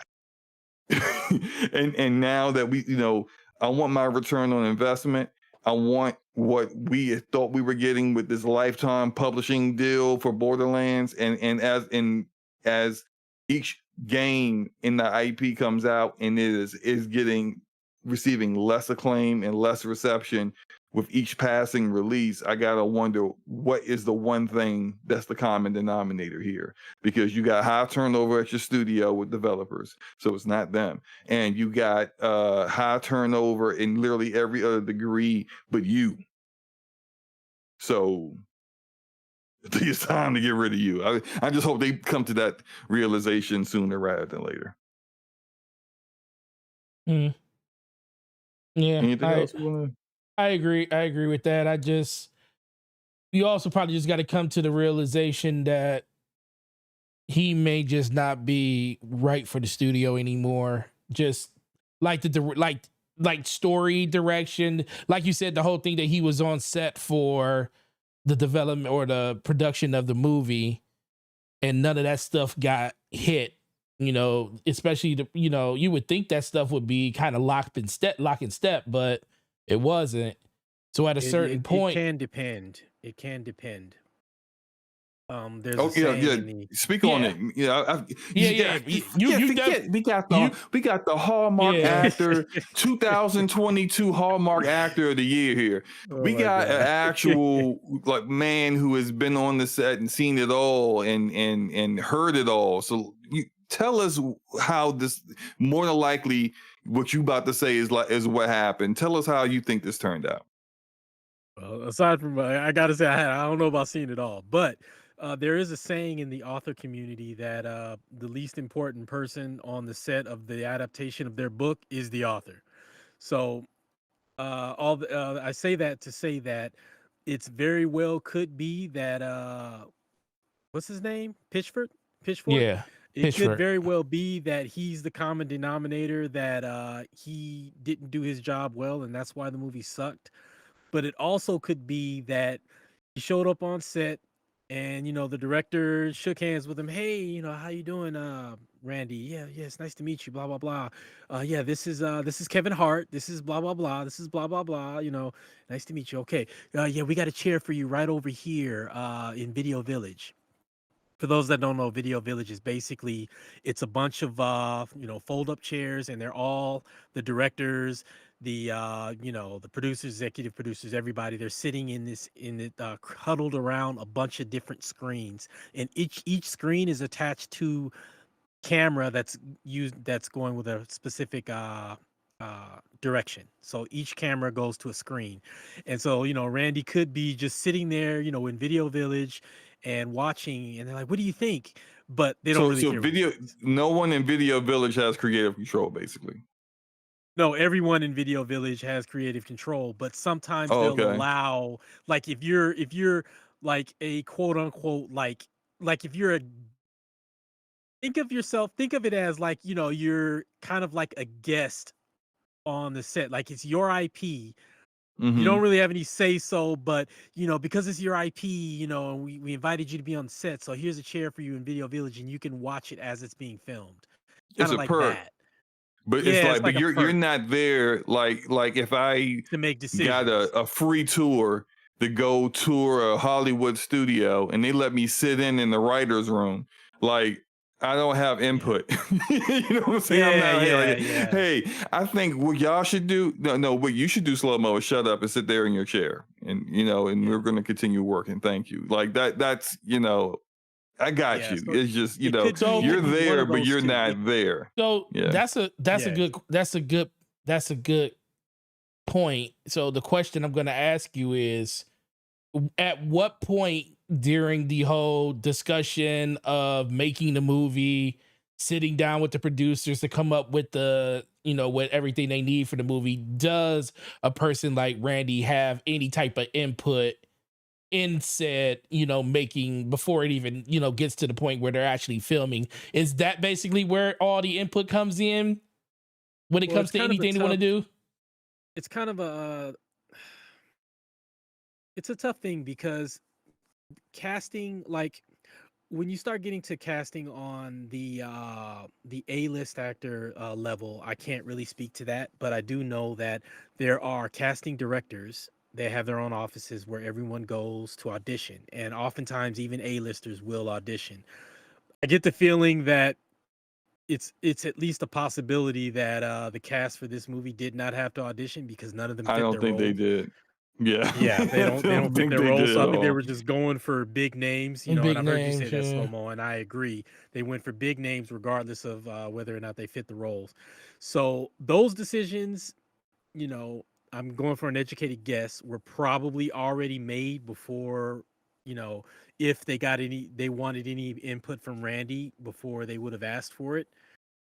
Um, so it's kind of hard to say. I mean, I look at all the decisions, that they made for this movie, and I just feel like either A, Randy had no input because he's supposed to know the IP best, and the movie was put together seemingly by people who know the IP least, know nothing about Mm, it. So either they didn't want any input from him, and they just gave him a seat in Video Village so that he could watch the movie being I made. love the Video Village. Oh yeah. Those are the things you see in behind the scenes captions, and you see them all looking at monitors and stuff. So Yeah. I know Yep. what you're talking about when you see it, is where the director and everybody be sitting at. Yeah, everybody's sitting there watching. Yeah. So either he was the guest and he got to do that, or he was just like, they're like, "Hey Randy, so what do you think about this?" He's like, "Yeah, it's great." "Hey Randy, what do you think about this decision?" "Yeah, it's great." So like it's either it's one of those two things, but like everything I've seen of Randy Pitchford makes me think that he seems to admire Handsome Jack a little too much the way he's been Well, behaving. we definitely But understand Mm. that. you He know, might think but he's him in real yeah, life, he's you know. trying to be a real life Handsome Jack. Yeah, but yeah, so there's no way to really know, but seeing how the movie turned out, it seems like he was just sitting there as a guest, and they gave him a bottle of water, and they had craft services come by and bring him a sandwich, and he got he got to watch the film being made, because the movie just looks like they had no knowledge of the IP. So either he So just Yeah. phoned it in and didn't give a damn, or he had no say. So you brought, like I said, you brought a really, really good point of view that most people don't get a chance to see. And it just made me kind of think about two other IPs that has not this type of situation, but I know they what had you're about to say. they had similar situations.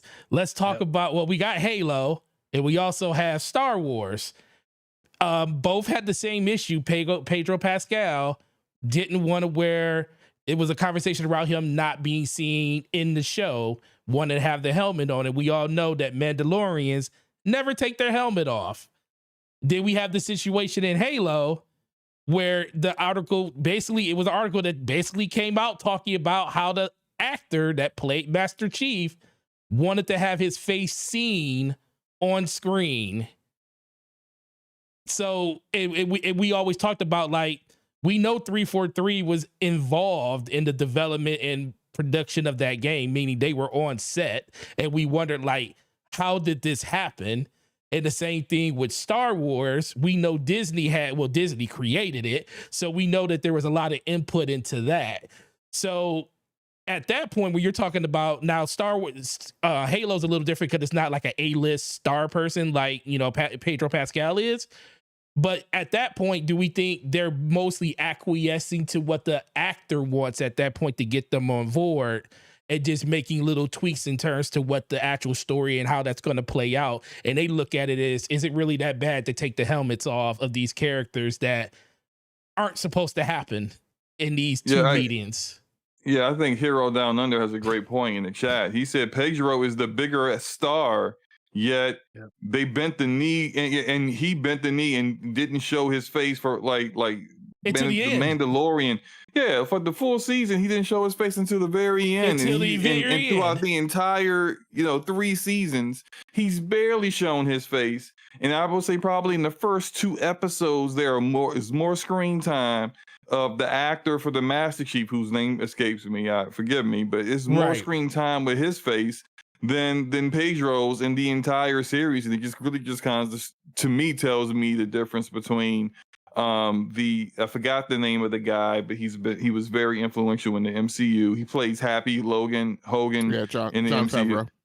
Yeah, Jon Favreau, whose approach to the Mandalorian is just far superior, and cared more about getting it right instead of just letting an actor control everything, versus Paramount that just let this guy have his way. And I'm like, who the heck is he?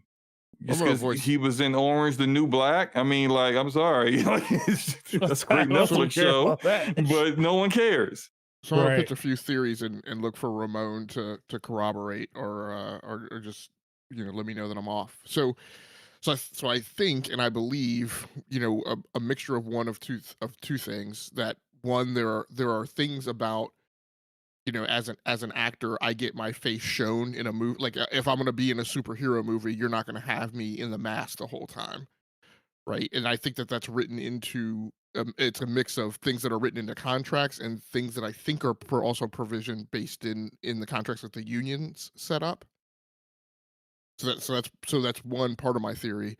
But then the other thing I would say is I think the casting scenarios for the Mandalorian and for the Halo series were different in that the casting for the Mandalorian and the spool up of production on that was happening during the pandemic, which is the same time that the casting was done for Borderlands. And so I think there were things going on about actors were taking jobs right in a space where there was uncertainty on how much work people were going to be getting at all. And so when big jobs came along, people grabbed those.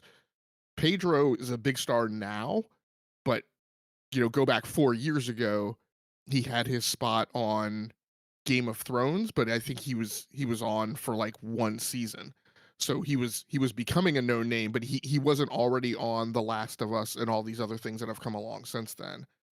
And at that time, Disney, right? Disney's running the MCU. They had just gotten all the Lucas properties. Their movies were moving billions. And an actor who was on the verge of breaking out huge like Pedro, maybe you acquiesce to some things, right, in The Mandalorian when that thing is going to get you're being told that thing is going to get shot despite the pandemic, when in a lot of cases there were places where productions were shutting down. Yeah, you I that's agree. that's true. I agree. Yeah, pretty much everything you said. The Obviously, I mean, everyone knows the more clout an actor has, the more say they have. Also, I mean, yeah, pretty much there's not really anything I can say more to add to that. But yeah, Logic, I mean, you pretty much hit it. And with Pedro, like you say, he was emerging. He was on the verge of his breakout, which he's had now. And there's, and as an actor too, you're trying to balance it out, because on the one hand, you want FaceTime because that's how you show you have acting chops. It's hard to display acting chops when you got a mask on.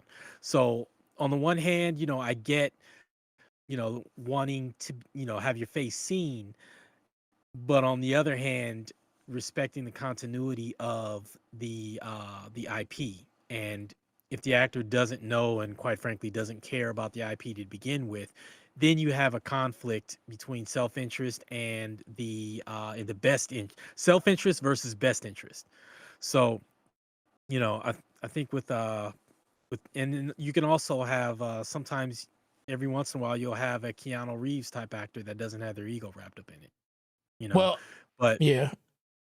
so I mean, pretty much what Logic said is there's not really a whole lot more I can add to that. Yeah, and a lot of people in the chat are saying, Pedro became a bigger star in that series because of what he did. And I think the biggest thing is like, it was weird to me because I know the story of the Mandalorian, being a Star Wars fan and knowing they don't take the helmet off. But I think, like SloMo said, the fact that it literally happened on the last episode of the season, and it also happened during a point where he was so attached to, you know, to Baby Yoda or Grogu at the end. He wanted him. It was kind of like an emotional moment where it wasn't like Master Chief walking around like someone likes to say, walking around in the battlefield trying to have a conversation with this girl while bullets cigar on. Exactly. So it was like the situation with Master Chief made no sense because it's a situation that nobody ever seen Master Chief act like that in. Yeah, that didn't make any sense. That made no for this sense whatsoever. So for Pedro, it was like you still don't know why they did it, but emotionally you kind of understand it. So you kind of forgive it because it was like emotionally tied into the story, and it made was very sense. Smart.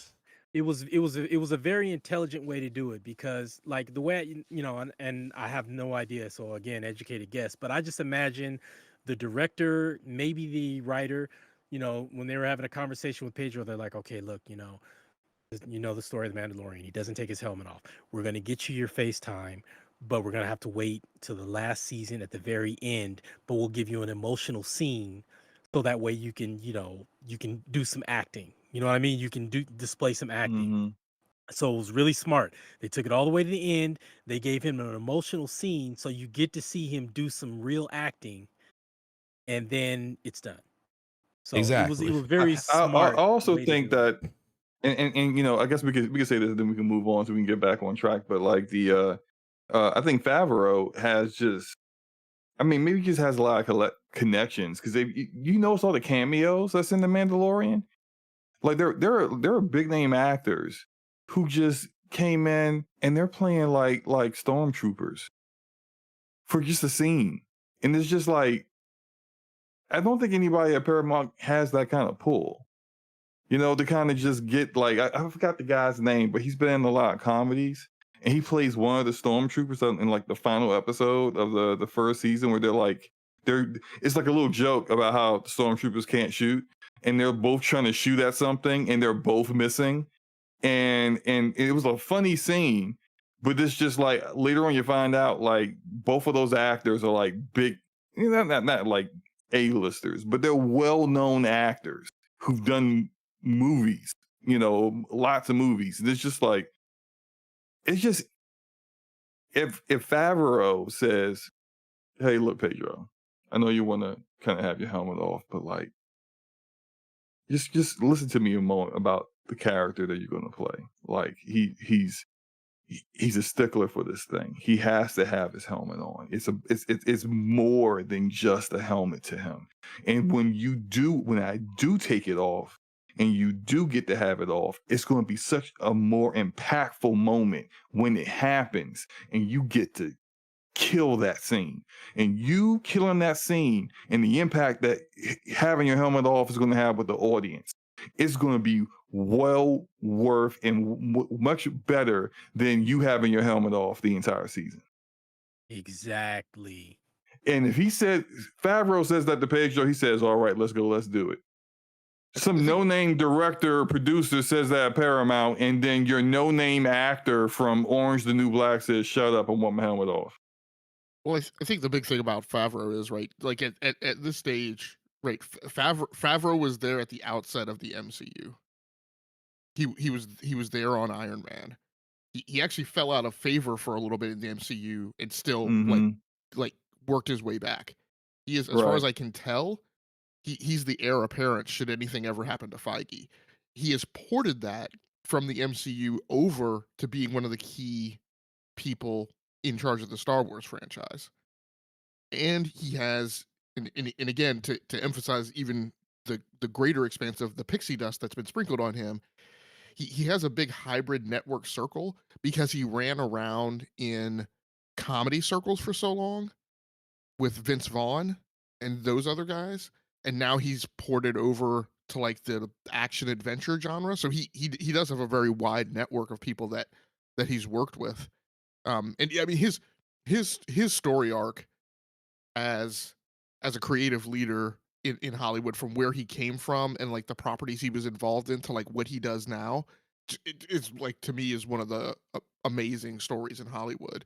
But yeah, I think that's part of, and you know, and again, like the Mandalorian taking off at the beginning of the pandemic, just had an amazing amount of gravity behind it. I mean, was kind of like, and remember, I mean, when that was spooling up, this was also, you know, while the postquels were hugely, you know, were earning their reputation for being hugely unpopular, and the Mandalorian was seen as like the one thing that was going right, in addition to Rogue One. So I think that also had a lot to do with, you know, him being able to get the people on there. It was a big sci-fi. I don't want to say sci-fi recycling thing, but like a lot of those actors that came on there for guest spots were people who were big in sci-fi circles, but hadn't been on anything, you know, recently, and were able to, you know, get their shot on the Mandalorian too. Sorry. No, you're good. Forte, I sent you some Borderlands gameplay, so you can start, you know, running the Elden Ring gameplay, because Yeah, some I've people been were meaning to ask for this thing. complaining. Can we please Well, move on from Elden Ring? none of us played no Borderlands in a long time, but SloMo. Who's I'm about to say like I played. That's what I said, but SloMo. But no, well, it's kind of late to put that on, but it's fine. Go ahead and put it on anyway. Well, go ahead and just transition us. Yeah, let's discuss Indiana Jones. So Indiana Jones was also at Gamescom. So we said we would come back to the Gamescom topic. This was probably the biggest thing to really kind of come out of Gamescom, is that at the end of the show, they showed Indiana Jones, and they had who was the actor that seems to take all the jobs away from Ramon? What's his name again? Troy Baker. Troy Baker. Yes, Troy Baker. Doing his I guess imitation of damn it, Harrison Ford. Harrison Ford. Thank you. I'm blanking on names today. And they showed a little bit of him doing performance capture with the whole suit on and everything, for the mocap portions of the cutscenes, which is the only time you see Indy in the game for the most part, except if there's like an action sequence, if he's swinging with the whip, he's climbing a ladder, you see him then, but otherwise he's in first person perspective. So they did a nice little trailer about that and talking about the game. And then at the end of that, they gave us the release date, which is December 9th. And a lot of people felt it would be early December when this game would come out. But then after that, they had one more thing. And that one more thing was the reveal that in early 2025, Indiana Jones will be coming to PlayStation 5. And that kind of set people off. I mean, a lot of conversation was happening. A lot of people bringing up the comments of Phil from back in February, where he said that that when asked about the first 4 games, Phil Spencer said that those games, Indiana Jones or Starfield, were not any of the games that will be going over. And, you know, there are people who are pointing out the technicality there, that he was talking about the first 4 games. But then there's also people pointing out that in order for them to be able to have a PS5 version available by early 2025, they would have already had to have the PS5 version in development for at that time period when he spoke what he spoke. And so therefore, it's, even though it's not technically a lie, it's also not telling the full truth, which is, you know, hey, I guess that's executive speak, or at least the kind of executive speak you get with Phil Spencer. But let's Ramon, I want to hear your thoughts first on this. Like, what are your thoughts about Indiana Jones heading to PlayStation 5? And let me get into the other part of it, the Phil Spencer interview, because a day later, Phil Spencer spoke in an interview, and he kind of, you know, maybe kind of paraphrase what he said, that this is what's necessary for them, and that they're a business and they need to operate as a business. I guess that means that they gotta make money. And you're pretty much going to see these kind of things happening more in the future. So Ramon, what are your thoughts on this? That man said we have to pay back the company. Pretty So much. That's what he said. Well- But go ahead. Well, first off, shout out to Jeff Keighley, because when he announced that PlayStation announcement, he turned around and looked at the camera like Michael Jackson did at the end of Thriller. So that's number one. Number two, he reveled in that. Number two, I was not expecting that. Like, I don't even think the biggest PlayStation trolls on the planet would have even expected that. It was almost like Xbox trolling their own fan base.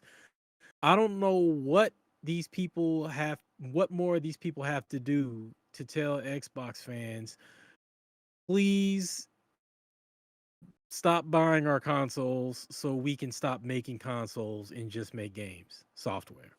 Because we are tired of getting our asses kicked in hardware. We don't want to produce hardware. We want to produce software and have it anywhere, because that's where we excel at, and that's where we can make the most money. So I don't know what more they need to say. Second, I mean, yeah, there's an element of disrespect there. I mean, not only did they announce the release date for the game on a competing platform, but they did it as a one more thing. Now, whether that was Jeff Keighley putting his own little flavorful spin on it, or whether that's how they wanted him to do it. It doesn't matter, because they allowed Jeff that, because they couldn't do it. They didn't do it on their own stage. And so when you put it on Jeff Keighley's stage, he gets to do it however he wants to do it. It's his stage. That's true. And so you allowed that. So that's on you. So yeah, but go ahead, that my was a bad. big. No. Thanks for that clarification. Yeah, that was kind of like a middle finger. Like it really was. So that was like a little middle finger. I don't know, man. Like it should have been expected by now, just like it should be expected that Starfield will be getting an announcement sometime soon. I mean, I imagine that remember way back when they said that Xbox, after they acquired ZeniMax, they came into Bethesda and be like, yeah, that Starfield port that you got and the Redfall port, yeah, y'all can go ahead and stop working on that. I don't see Redfall coming, because why? But Starfield, I imagine that they told Bethesda, Satya came in and told Phil, yeah, tell them to dust off that Starfield port for PlayStation, because that needs to go too.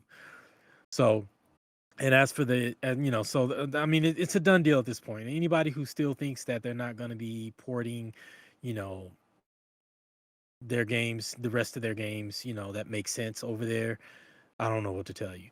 As far as Phil Spencer's interview, I mean, the man basically said, look, they're telling me, even though he didn't get as much done, or, much of anything done that he aspired to, Satya, and probably as Gamelogiq has so affectionately coined her, Amy the Hood, came as like, okay, you spent all this money, you did all this, we want this money back, and you need to do what you need to do to get that money back. I don't care what you have to do, but you need to get that money back.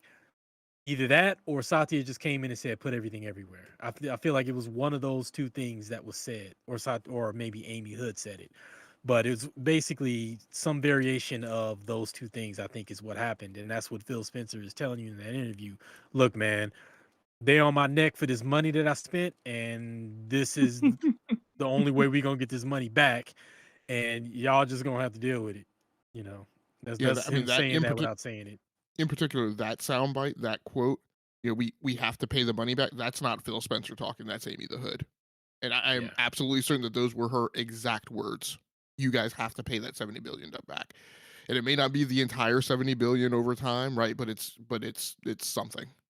They got to make headways. They can't operate the way they've been operating, and that's why the plan on putting games on other platforms is a thing. So they're looking at it as manage your house while we find a way on our own by putting these games in other places to make this money up. So basically at this point, Phil Spencer's really just like you said, just managing the studios and making sure the studios can get these games out in a timely manner. But those games that's not his job. Well, That's no, I'm Matt not saying Booty's job. no. That's Matt Booty, yeah, but he's the person that's got to make sure because he's the one that's got to make sure that he's telling Matt Booty to do that job, and he's basically overseeing that. Where as of where the games are going now, I think that's completely out of his control. I think those games. I think there's going to be some games, but I think this is the thing. I think a lot of the ones that they purchased, most of those games are going to most likely all end up going multi-platform. I think the stuff that is their like the stuff that they're homegrown, like their Gears and their Halos and stuff, there may be some conversations around that, conversations around Forza if that shows up on another platform, because that's stuff that is stuff that they built, not built because they bought Gears, but it's been so long underneath their umbrella that they kind of look at that like as money well spent. All this other stuff like Fallout and Elder Scrolls, those I think, and they already have a multi plat pedigree. I think those are the ones that are going to be mostly in question going forward. I wouldn't be surprised if the Forte. next Bethesda game comes out and they do it. But like we Forte. always say, it's going to probably end up being everything, so it doesn't really matter in the end. Whole slate. The But- people, Amy Hood. If Amy Hood is indeed the one driving this, she's not a gaming person. She didn't make her bones in Microsoft and gaming. She doesn't swim in those waters. She don't care about Halo. She don't care about Gears. She damn sure don't care about Forza. When she sees those names, she's looking at spreadsheets and she's seeing how much money is generating. The numbers that y'all, the MAUs, your monthly active users, okay, what's that doing here? They don't care about any of that other stuff. And so the emotion that Xbox gamer will have where they say, well, you can't put those games over there. And she says, why not? Well, I'm putting Call of Duty over there, and as far as she's concerned, Call of Duty is more valuable than everything else, any other IP in the Xbox portfolio. Go ahead, Logic. Well, I was gonna say, I don't think Amy the Hood has her fingers in Amy the Hood, like portfolio management, and in fact, I think it's been starkly the opposite. I think the conversation, and again, it's partially speculation. I think the conversation has been because again, this is also my thoughts because this is what I would be saying, right? I think the conversation has been she has said, I'm not going to spend my time telling you guys how to do your job. It's not my job to micromanage the Xbox division. What you guys are going to do from now on is you are going to hit the financial metrics that have been dictated to you. They are not optional. They are no longer a conversation for us to be having when you guys come down to my corner office. We have had this conversation for a decade because Phil, I came into the CFO position just after you took over Xbox, and I've heard this for years. And I've asked the challenging questions. Why don't we do this? Why don't we do that? And I'm done asking those challenging questions. There's no more accountability margin, as we saw on the leaked documents, because there are a lot of people who run around saying, oh, well, Xbox is profitable. I'm like, you based on what? Well, based on the leaked documents. Okay, but if you're going to point to the leaked documents, you cannot skate by the accountability margin, which had no value on it. Which again, what that indicates is that the costs that are being run by the Xbox division as a cost center, as a P&L center, are not entirely being were not being entirely allocated to that P&L center.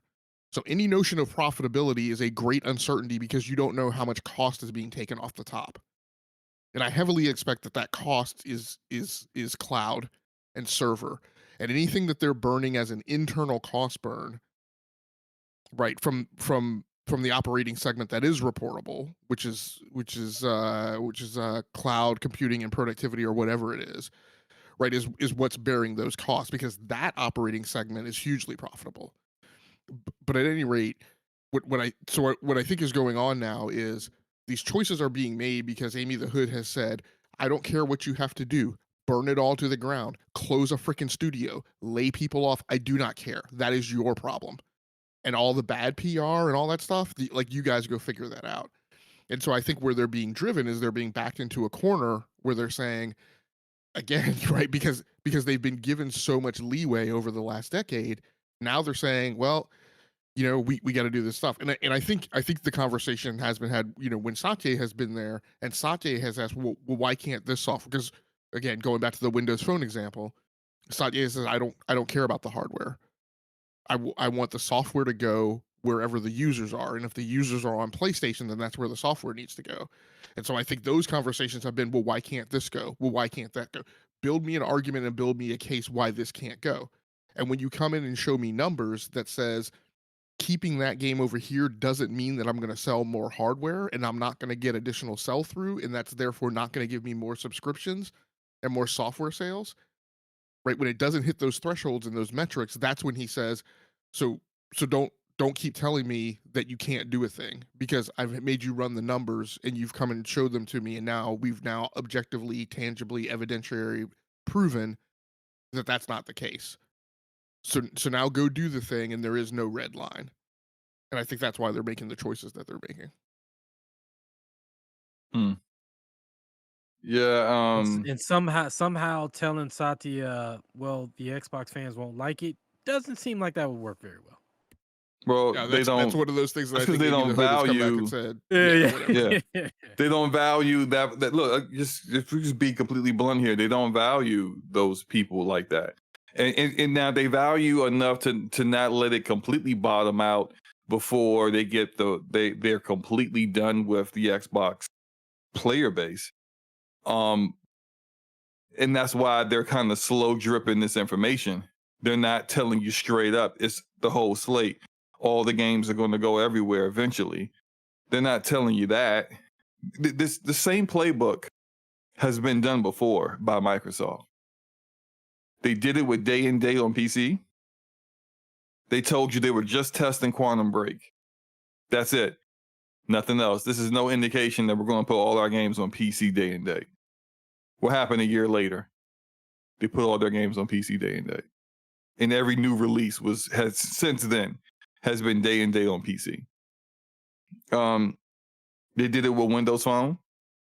They went and acquired freaking with Nokia, right? They acquired Correct. Nokia. Yep.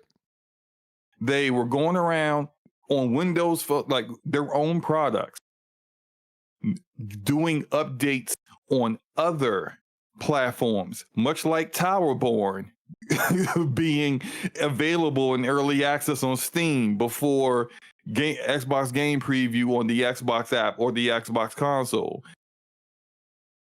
Microsoft products were being available on Android and iOS before Windows Phone, because that's mind blowing. Yeah, it's their own product, but they don't value you.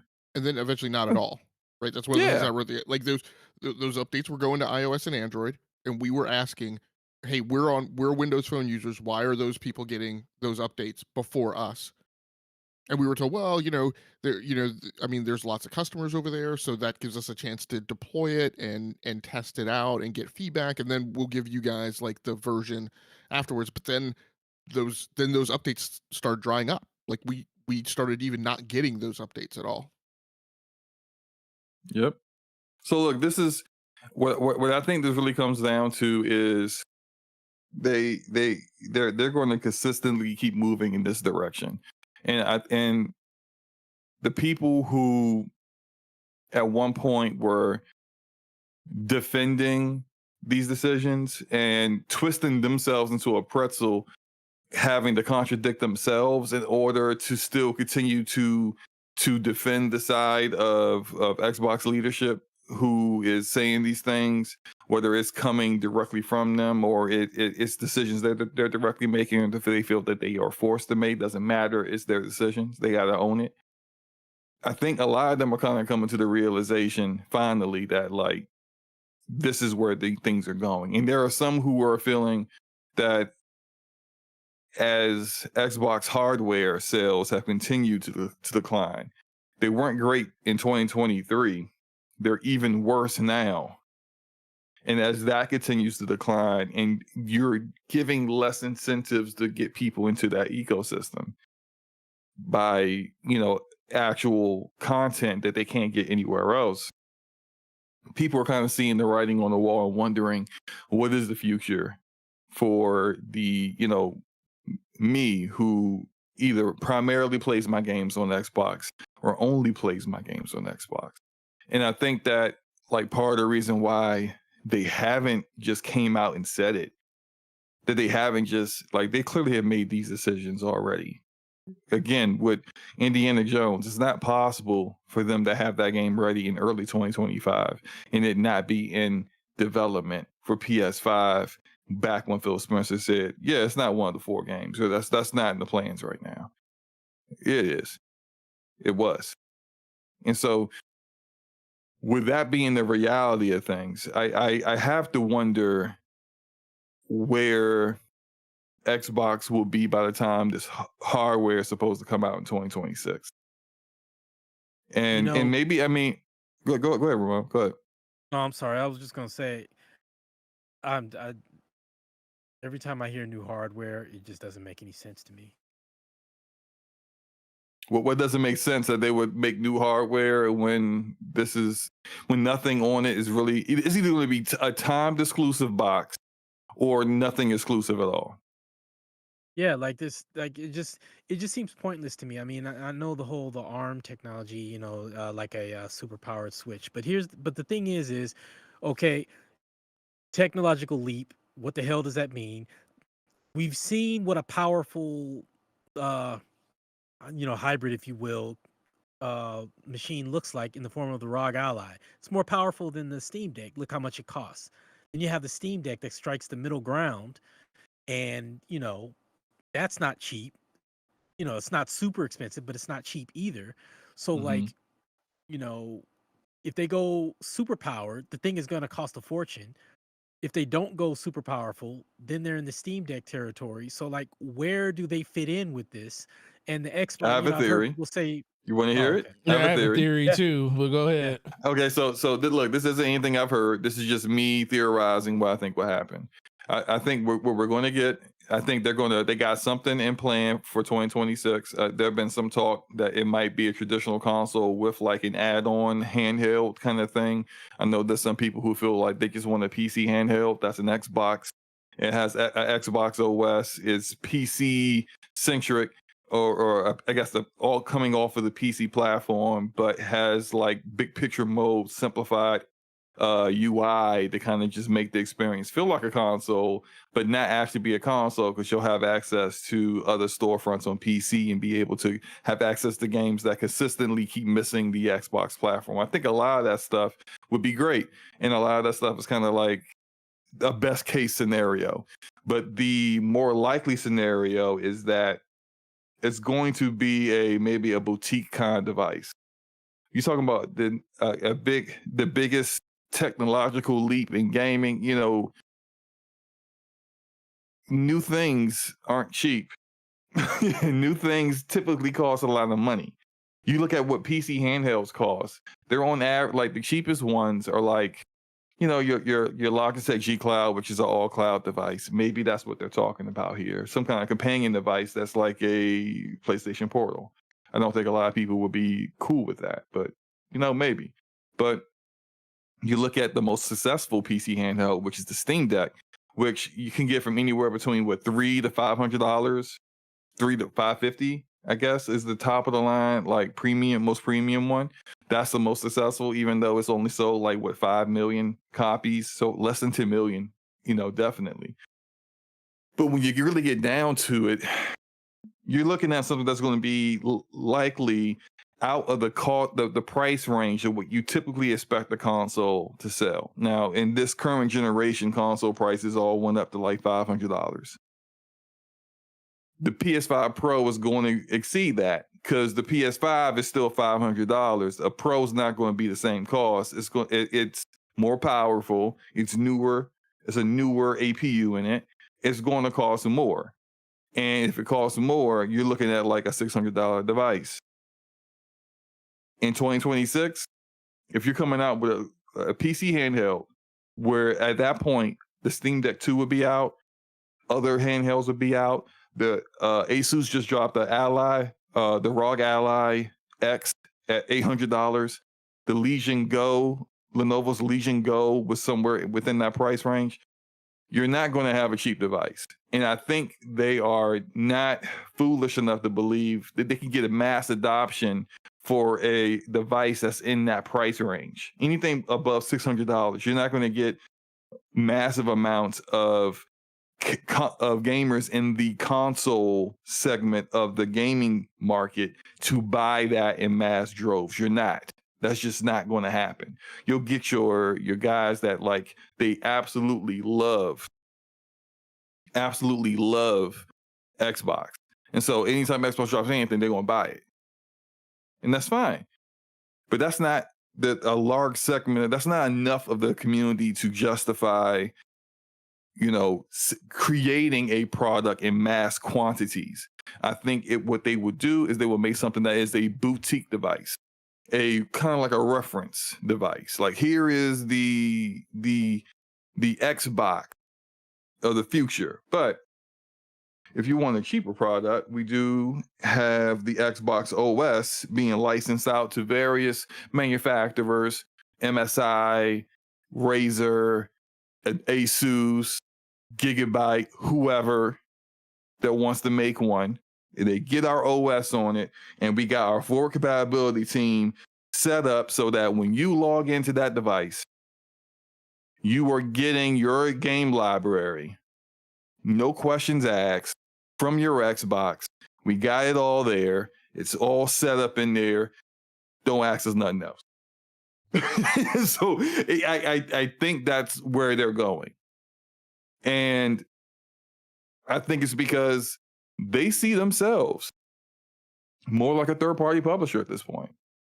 They see the benefits of being a publisher that can just make software, live service games, or big, huge IPs like Call of Duty, even smaller games like AA games like Hellblade, whatever, but not have to be tied to maintaining an ecosystem, maintaining a certain community and their needs, making sure that, you're competing with, your competitors in all over the world in places that you don't care to learn the culture, and you sure don't give a damn about actually making sure it sells right over there.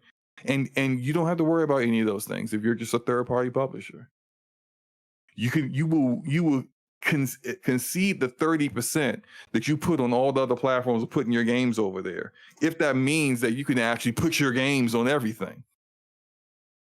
Because in the grand scheme of things, they feel like we're not making money over here. Mm. We're not selling enough copies over here in the sections that we are. We start putting our games on Steam, and we start seeing games like Starfield selling a lot of copies. We start seeing Sea of Thieves selling a lot of copies. Forza selling a lot of copies. Okay. Well, we do that on console too. And all of that will be good for Microsoft gaming, but bad for Xbox. Because what it means is that the actual hardware becomes less important. It actually And if it's less... Oh, so what happened? It actually makes them look more like the rest of the Microsoft business, and there is value in that synergy and in things looking all the same, and in Satya at the CEO position running a bunch of divisions who all run similarly. Like one thing that drives a CEO nuts, or just business leaders nuts, is to have 3 or 4 things that all run one way, and then to have this one-off that does things radically differently. Yeah, and so it makes sense that you want to kind of have like a uniform vision for all your product line for every market that you are in. And I get that, but you can be successful that way in gaming. They're not ever getting out of gaming. Like people got to wrap their head around that. Some people, there's a lot of hyperbole going on, but some people are kind of acting as if like Xbox is dead, whether they're upset Xbox guys or PlayStation guys trolling or really believe that, whatever. But like, it's not going anywhere. And it's not going anywhere in the sense that they're always going to be involved in gaming, whether it is them doing middleware that it supplies software to help developers make games, whether they're in cloud, where they're helping developers with the infrastructure to make sure their online games are reaching their customers, or they're actually making the games themselves. They're always going to be doing that, and that should have been apparent when they spent $70 billion for ABK. But as far as the Xbox hardware console goes, it's irrelevant. And they treat it like it's irrelevant. They promoted Towerborn as a Game Pass game. They promoted Towerborn as if this is one of the unique experiences that you'll get in gaming over here. And it was in betas on Xbox. Didn't let a lot of people in. I tried to get in, they wouldn't let me in. It was in betas.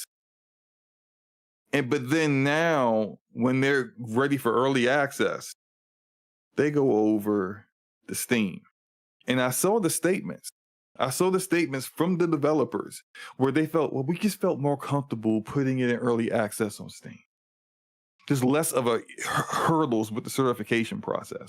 Why is a game you're funding having these kind of problems? You're funding the game. You published it. You paid for it. And your players aren't getting the benefit of it first because of your own dumb infrastructure issues. The same dumb infrastructure issues that cause your Xbox PC app to get later builds of games when they launch, so they don't have the same features as they do everywhere else. The same infrastructure issues that cause your own game in Starfield to have DLSS upscaling on Steam before it had it on its own Xbox app. What's the purpose of having Game Pass if Game Pass is just a beta for the actual full experience when it goes elsewhere? So I do want to ask you a question about that when you wrap up. Yeah, okay, cool. But it's beta pass. That's what you pay for. That's what you're so happy about. As long as I got beta pass, they can do whatever they want. I'm cool. Just make sure I get the incomplete game before everyone else. Just make sure I get the game that's only 30 frames per second. And then I'll get that 60 FPS later. Sure. I get to experience it first. I'm special. But are you? Do they really feel like you're special? No, they're special. They don't treat you like you're special. Yeah, they do. They treat them like Not that kind of special. Not that kind of special. Ramon, stop it. But no, I just it's past time for people to just accept the reality of these things. And when you see what happens here, like I've never heard of a developer telling a publisher what they're going to do and where they're going to put their game that the publisher is paying for. They're paying for the game. Yeah, I'm not putting it on your platform in early access. I'm going to put it on Steam because we're more comfortable over there first. Okay. Who the huh? And then y'all get mad at me when I say that's Chihuahua energy. But if you keep acting like it, if you keep acting this way, of course, people are going to look at you like they just run over you. So whatever. Go ahead, Logic. So one thing I was gonna ask, and I don't ask this so much as a disagreement. I don't have a hard disagreement with your perspective on the whole Steam versus Xbox Game Pass thing. I think there's a window for an argument, but it's not a hard disagreement. But I do want to ask, because I've asked myself this, and I'm trying to wrestle with it. If you unbuckle from the notion of the hardware, so don't anchor yourself on the hardware, because we all know that Microsoft is a software and enterprise services business. So one question I want to ask is a Steam player playing an Xbox game not an Xbox customer? In their eyes, because they have you sign up, not sign up, but sign in to your Xbox account, they're gonna look at you as a Xbox player. Now, some people's definition of what an Xbox player is different, and clearly they have changed their definition of what an Xbox player is over the years. So I what they call an Xbox player has not quite filtered through to what the gaming community considers an Xbox player. I don't think somebody on Steam who does not engage in the Xbox app at all, he or she does not really, has never owned an Xbox console, nor do they care about any of those games, or for the most part, the IP sees the Towerborn and say, oh, well, that looks interesting, I'll try that out. Signs up for an Xbox account, now you're an Xbox player, but you don't actually, I feel like that person, if you ask them, hey, I saw you was playing Towerborn, you like that? Yeah, I played about 10, 15 hours, it's pretty dope. Okay, cool, you're an Xbox player now, right? They were like, no, I'm not. I don't know what you're talking about.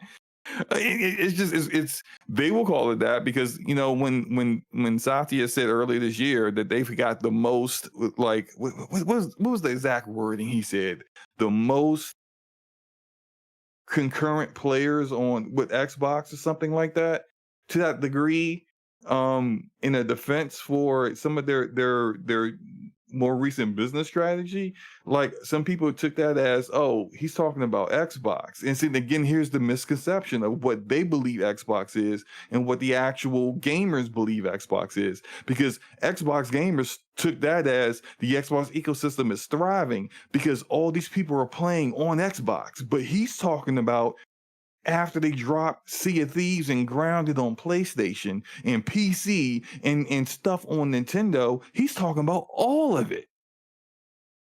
So for him, that's Xbox. That's amazing. Look at all the people we got. Mm-hmm. Fire sticks. Yay. Yeah, Cloud. Yay. Yeah, they celebrated Starfield when they hit that 10 million active users and most of that was on Steam. It was on Steam. So yeah. The misconception is when someone says Starfield is successful because it's got all of these players and it sold all these copies on Steam, though, but that's not being reported when Microsoft talks about it. And then the Xbox gamer that's been there since the original Xbox sees that, and then he goes, "Yay, ecosystem is healthy.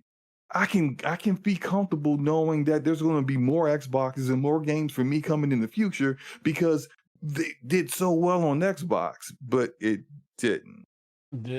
It did so well on Steam, but they don't make that differentiation because they don't care.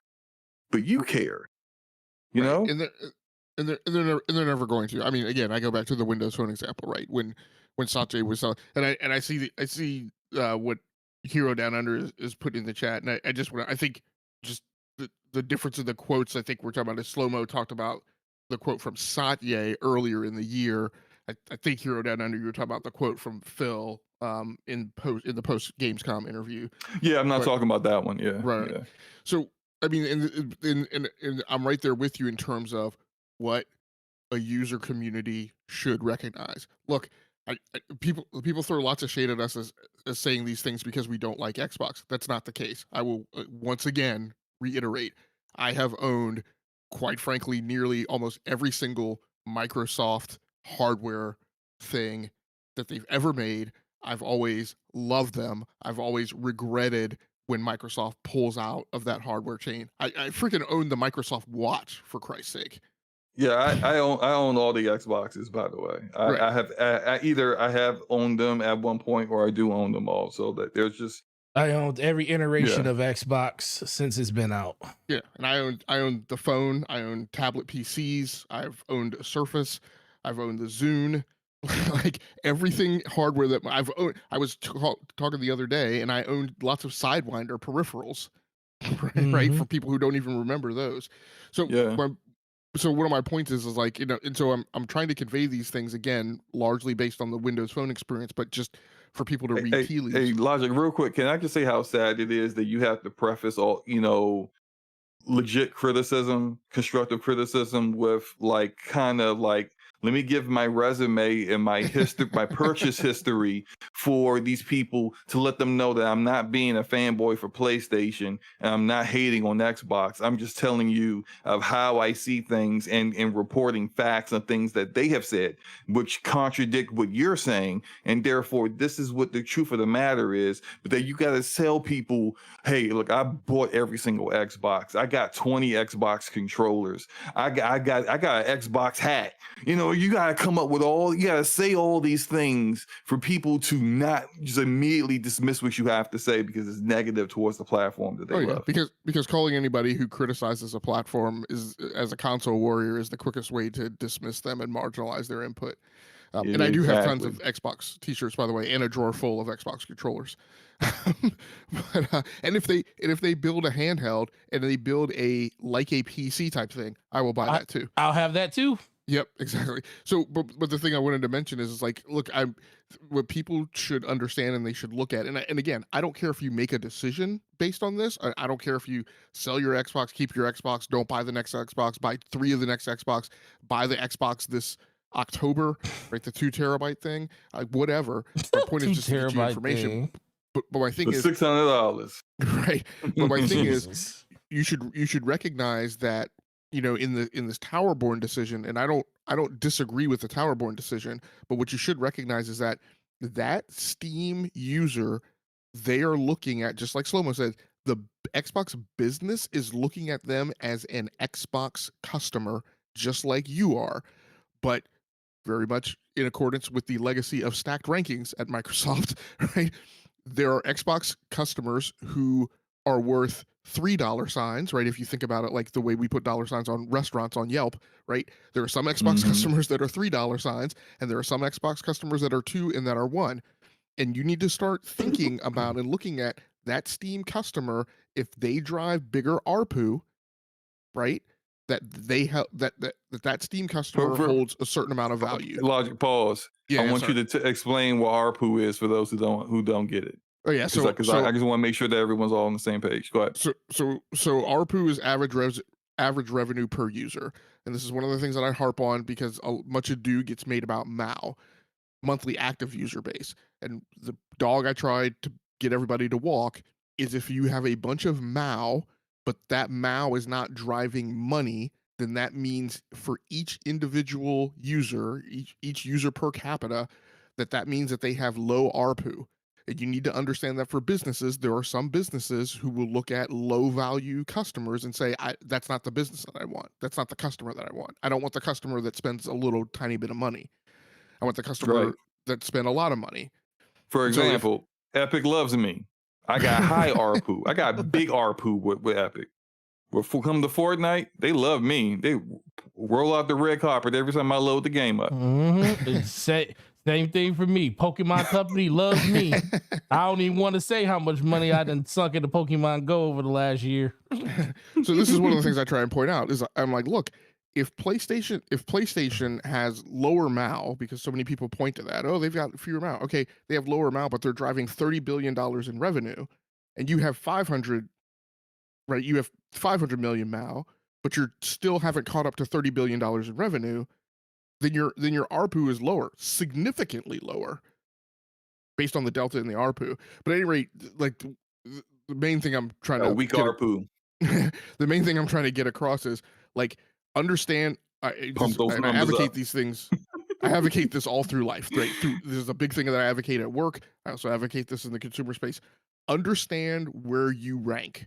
Understand what tier you are standing on. Don't be running around here being a middle third performer thinking that you're in the top 10%, right? Don't think that you're an Xbox. Can you mute your mic? What you doing, man? I'm not doing anything. I'm not the only one hearing this, right? Was it a straw or like ice rattling in a cup or something?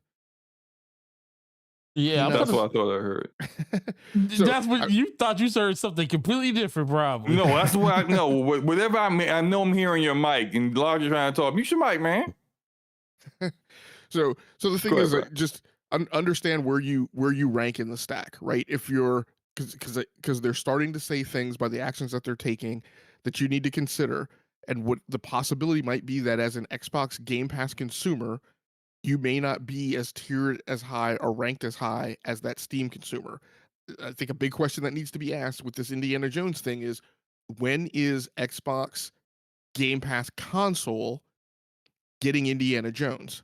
Because they said in the wake of the Gamescom announcement that they put out a revised I can't remember terms of service, I think, that said, hey, by the way, Xbox Game Pass console consumers and core consumers, again, I don't think core really matters because they never had day and date, but that Xbox console tier, which did have day and date, you will now not get day and date games until potentially 6 to 12 months after 12 months or more after launch. And so a big question is okay, PlayStation, or Indiana Jones is going to PlayStation 6 months after release, but when is it going to Xbox console?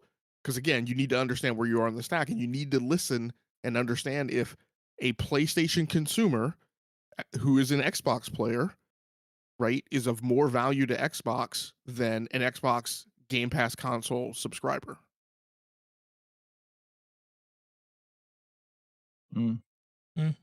Don't disagree with you there, man. It's Nope.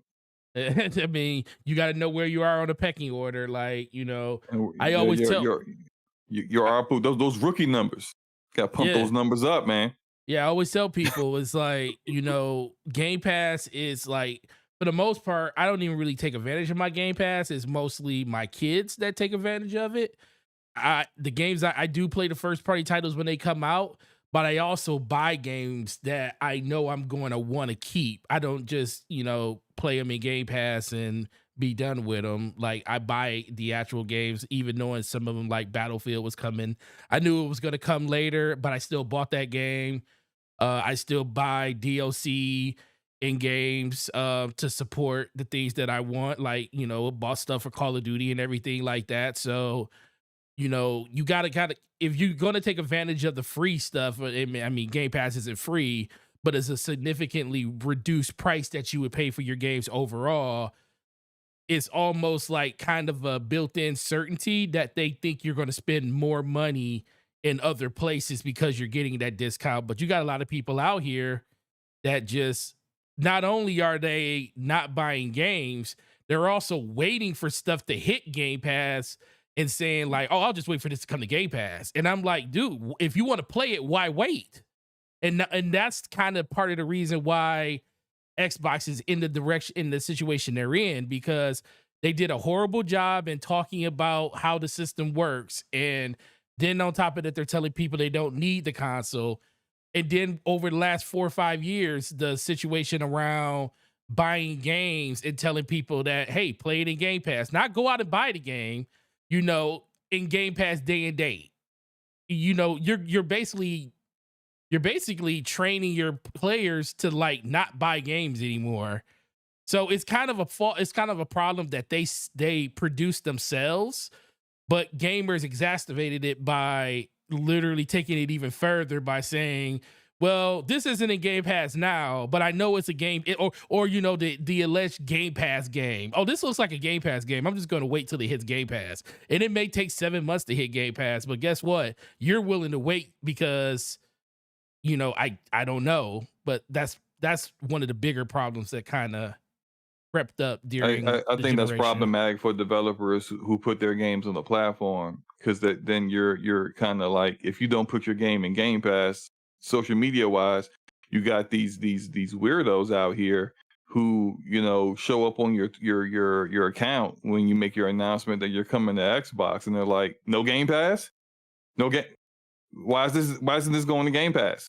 Where's getting like, but maybe that's not in their business model. Maybe they want to actually sell, their game traditionally, where if you want the game, you buy the game, and then maybe they'll think about going into a subscription service later on after its first 90 days. But like, it's almost as if like people are trying to get them to like manipulate them into like, they'll put it in Game Pass so they can get it instead of like just buying the game. Like, however that developer wants to make their game is how they want to make it. You can respect that, and just buy the game or not buy the game if you're not interested, or whatever. But like, not everyone is obligated to put everything in Game Pass on the platform. If anything, that's really problematic for these developers, because it kind of puts them in a bad negotiation state when it comes to negotiating their upfront price they would get for putting their game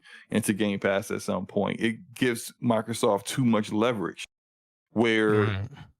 they're like, well, you're seeing other games not selling until they, people finally put it in the Game Pass, and then all of a sudden it gets all this attention and all these people playing the game. Once it gets there, we've seen developers just say, well, I'm just not going to go. I'm just not going to put it on the platform. Mm-hmm. Happy? And now who loses out? Because they don't have to worry about prioritizing a segment of their staff to this port that may or may not be successful. That's clearly on a lower priority than the other platforms they're going to put the game on. And so they're good. But what about you? You're missing out on the game. And I've also seen people say, well, if this bigger game can be on Game Pass, there's no excuse for this game not to be. And it's like, well, there's also another aspect to this, and that's not every developer that applies to be in Game Pass gets approved. So now Yep, that's very true. you're criticizing this studio and this developer, saying that there's no excuse, but it's like, but They couldn't even get on. in. Exactly, they couldn't get in. So you're punishing them for Xbox refusing them? Like, it just doesn't make any sense. Yeah, I saw that a lot with Lost Eidolons, which is like a strategy RPG. I was in the Kickstarter for that game. Very good strategy RPG. Very good game. They multiple times I saw in some of their interviews with me following the developer, I saw them people ask the question about Game Pass, because they were in the ID at Xbox program, but were not in Game Pass. And so they multiple times said, we would love to put our game in Game Pass. Initially, the first time I heard them say it, they said we would love for that to happen. We're kind of talking to Xbox about that. Okay. The second time they said it, it seemed to be very much up in the air. And then the last time I heard them speak on it, they said that they weren't approved to go into Game Pass, and they didn't know why. But it's just like, here's a game that people were interested in, and I would have hoped the people who were asking those questions just went on ahead and bought the game anyway. But they don't accept every game, and for whatever reason, maybe they thought we got enough strategy RPGs in here as is, with like Wasteland 3 or whatever. I don't know, but whatever the choice was, for someone to make the decision based upon very limited information, that this developer who didn't put their game in Game Pass made the choice to not put the game in Game Pass, and therefore I'm going to go against my own interests and not buy the game I'm interested in because I'm trying to prop up a platform. That's not my job. You're a consumer. Be a consumer. Stop trying to be a armchair executive. And instead you end up like really hurting a company that maybe had potentially even tried to do that, but they couldn't. It's crazy. And hurting your platform, because the next time around that developer might say, well, F that. Well, again, this goes to the things that we've said about when developers have to make this choice in this down select on, and next time they may just say, well, I'm just not going to Xbox at all, because why? And we go back to the deals, right? Everybody, it's been said, everybody gets different deals. They're all individually structured. And so people need to understand and need to consider, not everybody's like getting offered a deal that makes them money hand over fist, or is like a huge risk mitigator. Some people are getting deals that are like pennies on the dollar, and they're going to say, yeah, I'm not going to do that. And I know I've been monopolizing. The last thing I'm going to say is I'm going to take this opportunity to say, a thing that I've been trying to preach on Twitter, and that is, we need to stop asking and demanding the entire industry to conform to one business model. That makes absolutely no sense. We see in the phone industry, we see in the computer industry, we see in multiple tech industries that there's room and space for different business models and that consumers benefit overall when there are different approaches. We see people license their software. We see and put it anywhere. We see people who are allowed to license ARM and build whatever chips they want. We see open source where there's no cost. And we see people who provide proprietary solutions. Consumers benefit the best when we have multiple options. There are good reasons to buy an iPhone. There are good reasons to buy an Android phone. It would be a crappy world if everybody tried to make proprietary phones. It would also be a crappy world if everybody tried to make open source phones or licensed phones. By the way, Android is both, right? There are Android phones that just build on top of AOSP without the Google services. They're Android but the point is that these industries become robust and become their most healthy when there are different approaches to monetization. We need to stop crowing for everybody to be all just like Xbox or everybody to be all just like PlayStation. This generation is interesting because each of the three primary console platform vendor owners are trying to do something uniquely different in their business model approaches to the industry and the market. Well, you got to also remember, you got Phil Spencer out here telling people that the industry is changing. When it's not the industry, it's mostly Microsoft, it's mostly Xbox changing. And then also saying that we don't do slimy big business practices like, purchasing, timed exclusives and whatever. And it's like But I am going to do force that you to too. get Game Pass Ultimate because it's the only thing that makes sense. It's the only thing that Yeah. makes sense. So, And what's Exactly. Stalker 2? a Because timed Stalker exclusive. 2 is a timed exclusive. Timed They exclusive. just don't get the amount of time that their PlayStation may get, likely due to the much smaller player base, but like that's still a 3-month timed exclusive that they And negotiated. there's nothing wrong. So, And there's yeah. nothing wrong with that. Like as a platform, as someone who's invested in their platform, I want to see stuff like that. Back when I had my Xbox, I'm like, guys, do the same thing. Like, get those timed exclusives. Get the full third party exclusives. Do something that makes your platform So- unique, so I'll want to be in it. So Yeah. that's a great segue that you just said, because we're after 12 o'clock and I don't want to keep them these guys much longer than we have to. Get through these last two topics real quick. But that's a great segue because we're going to talk about something that is wrong. It should never be said. Avowed They gonna- and They're gonna avowed. hate us this show. Avowed- This show is Avowed- such a- oh So, man, let's preface this next topic with: we all own Xboxes and we all have owned the Xbox. We all spend money in the Xbox ecosystem. Don't hate us. Go ahead, Forte. So on the screen, I want everybody to put their headphones on. If you're listening to the show, you probably got headphones on. Guys on the panel, if you haven't seen it, I want you to put turn it on, look at the screen.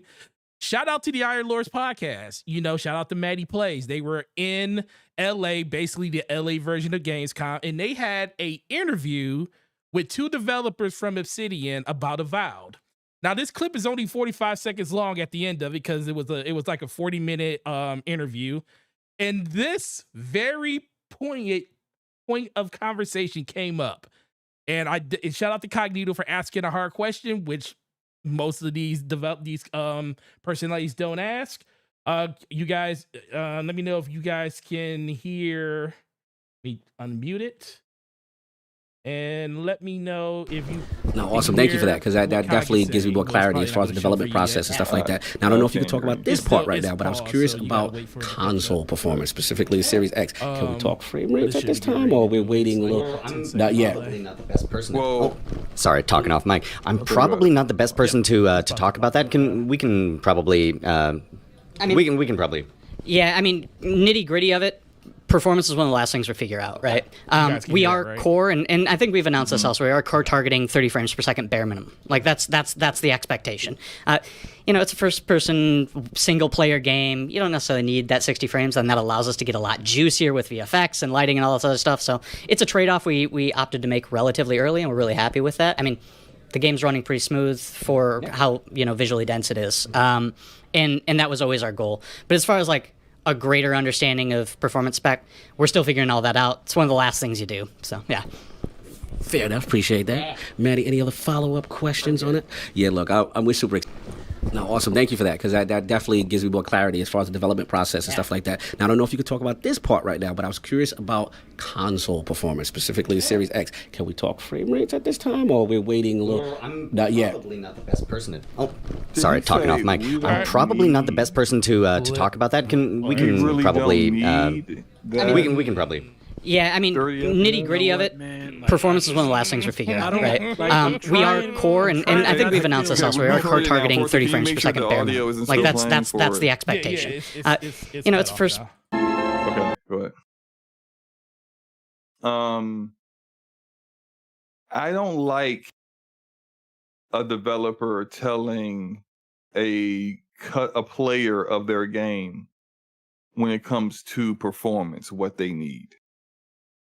I can understand, and I'll use this example when it comes to, like, say, people have some people have issues with From Software games in this level of difficulty, and the fact there are no difficulty options. Now, that's a game design choice, and I think when From Software says this is how we designed our game, we designed it around you overcoming the challenge of the difficulty. That's what we want to do. That's fine. But that's not performance. Like, performance and game design, feature, like, those things are different. When you make the choice to say, we're only going to do 30 frames per second at a time period where the majority of games are coming out now with options, you have the hardware capable of providing these options. The people who want a performance mode that targets 60 frames per second is not trying to get the visual fidelity and graphics of a quality mode that runs at 30 frames per second. They already know they're not getting that. And it's a choice that they're fine with. The point here is choice.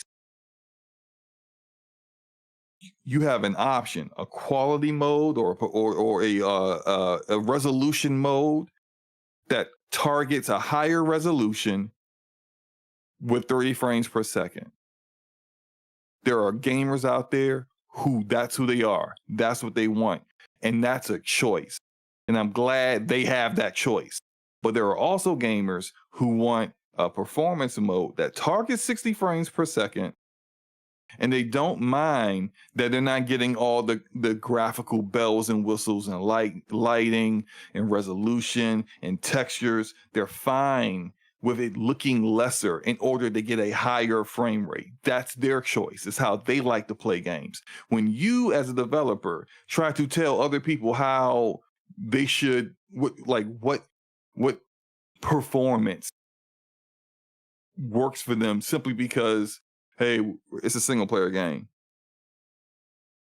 So it's not a shooter. So what are you complaining about? Like, I know he didn't say that explicitly, but I don't like seeing a developer so, like, blatantly just saying you don't need this.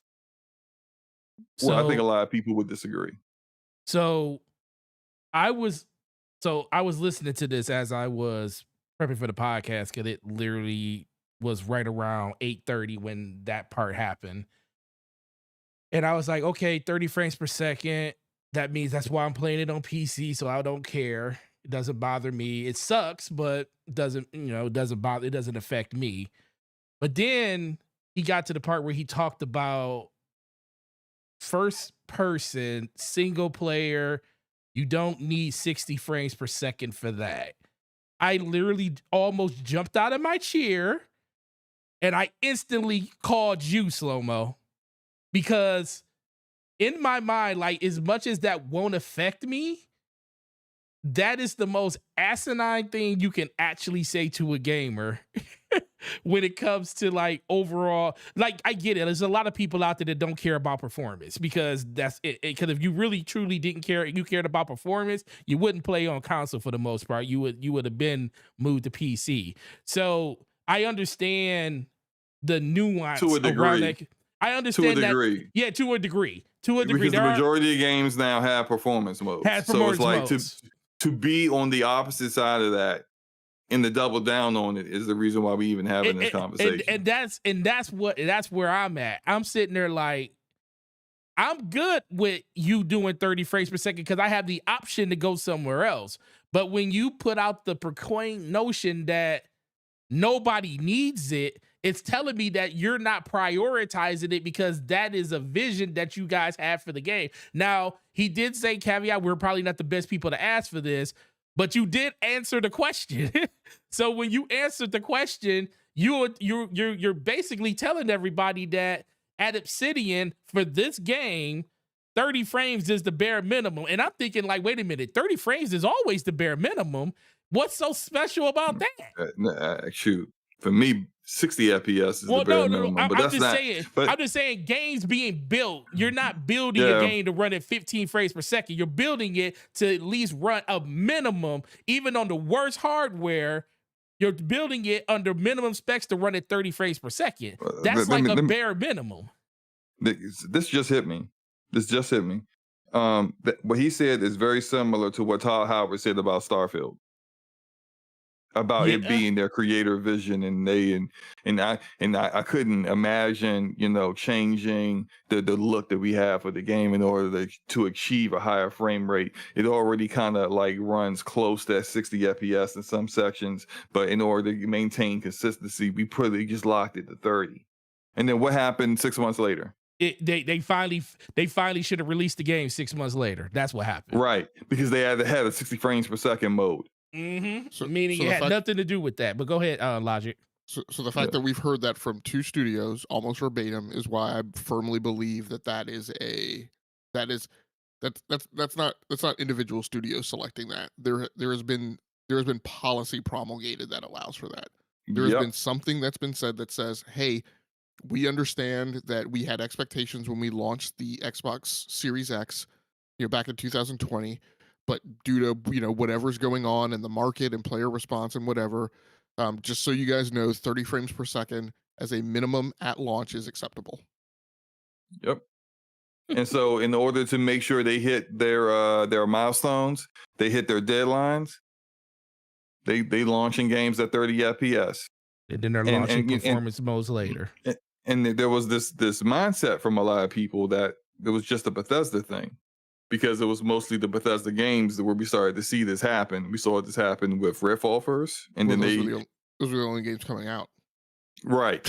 True. And so they completely dismissed the fact those were the only first party games coming out at that time in order to say, I think the only other one was Forza Motorsport. But now we're getting, so we got Hellblade 2, which is not a Bethesda game. That's Ninja Theory, 30 FPS. Wouldn't shock me at all if like sometime later this year or next year, early next year, there's a blog post. We got Hellblade 2 performance mode on Xbox Series X. I mean, what do we think? What do we think Indiana Jones is launching at? 30. Yep. And then 3 months later on PS5, 60. that PS5 Pro gonna be out by then. So definitely, yeah. So it just, right. Yeah, go ahead, man. Go ahead. I was gonna say, Stilo says not all games have to be 60 FPS. Though, look at Red Dead 2 on PS5. I'm gonna tell you. So yes, you can say that, but then take that same game and play it at 60 frames per second and tell me that is not a drastically different game at 60 frames per second.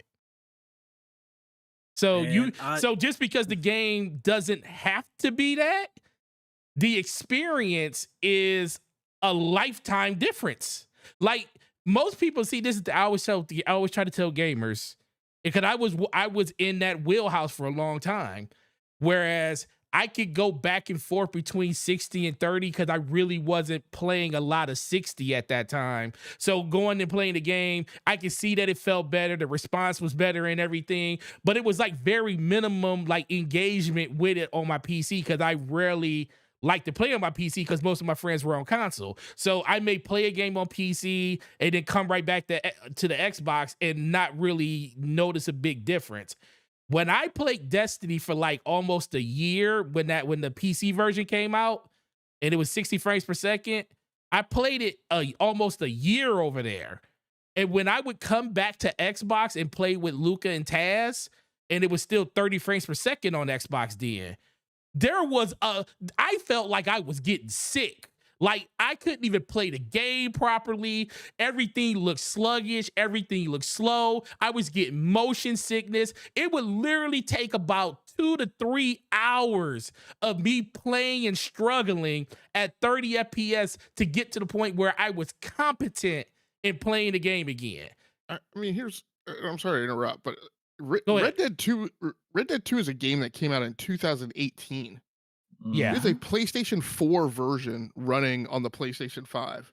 Yeah. I understand maybe the semantic effort at the point that's trying to be made, but like why are we comparing a game that came out in 2018 for the last gen hardware to a game that's coming out for current gen hardware on the thing that we were told eats monsters for breakfast and is supposed to be a flagship title coming into the subscription service for the people who are paying for that every month? I hate to use the tropes that the kids use today, but talk about a false equivalency. Mm-hmm. Like that's just not what we're talking about here. What I will say to maybe soften this thing of what I just said is I didn't take the comment in the interview in the same way. I felt that number one, what he was talking about a first person game that is not a first person shooter game. And I think what he was trying to say is I didn't take it as him trying to tell consumers that they don't need it. I felt he was saying from a game design perspective and from our perspective on what the market demand is, that consumers accept 30 frames per second in an RPG first person view game on console. I'm not saying he's right, but I'm saying that's the way that I took it. So I don't have as much acidity for kind of what he was stating. I would still say that's wrong. Yeah. I don't look. You guys know me. You know I'm not going to play a game that's 30 frames per second, and I don't think you would hear a PlayStation Studio saying 30 frames per second is the minimum either. Yeah, right. Like game design for RPGs nowadays are very, very diverse. A game like a Persona 3 Reload, a Persona 5 Royal, like a turn-based game, if that game was only 30 FPS on consoles, I'd be like, well, I mean, the game is so easy to run, that shouldn't be necessary, right? But the fact that it's a turn-based combat game would make it like, that's not that big a deal in the grand scheme of things. It's not. But when you have something like, say, Dragon Age, the Veilguard, where the combat is very dynamic, it's fast-paced, it's there's a certain amount of reflexes you're expected to have. Like I would say, the guy that said that is contradicting himself, because there is a third-person perspective mode in Avowed, and they not too long ago were proudly boasting you could play the entire game that way. So why are you bringing up first-person perspective when that's not the only perspective to play the game? Yeah, like, and then it's the way the combat has been shown. It's not turn-based, so you would definitely want to have more frames, and hopefully a better frame timing to make sure that, hey, it plays well, it plays smooth, it's a high frame rate, and you're not feeling like it's sluggish in combat, right? My bad. Go ahead, man. Yeah, no, you do. I mean, like, I don't. For me, so I will agree with him in his assessment that, particularly on Xbox, that there is an addressable market that is accepting of that will accept a 30 frame per second game, right, on that console, as we are seeing represented by apparent Xbox consumers that are in the chat. For me personally, as a consumer, you guys know I'm giving a hard pass on any game that comes in at 30 frames per second. Like, I played Starfield, I paid for it on PC. The only way I was playing it on Xbox at launch was because I was on Game Pass at the time. Like a 30 frame per second game for me just isn't it today. So yeah, I completely agree with you on my personal uptake. Yeah. From my corner. Okay, go ahead, Ramon. My bad. No, go ahead. Sorry. No. You good. You good. I was just gonna make a quick point about Bloodborne, and the reason why I haven't played Bloodborne yet, because it's not even 30 frames per second, because it doesn't even stick to 30 25. if you play it on PlayStation right now. It's in the 20s. So yeah, I'm not dealing with that. As much as I want to play the game, I refuse. From my corner of the room, you're talking to a person who the straw that broke the camel's back was when they Bethesda said that Starfield would be 30 frames per second.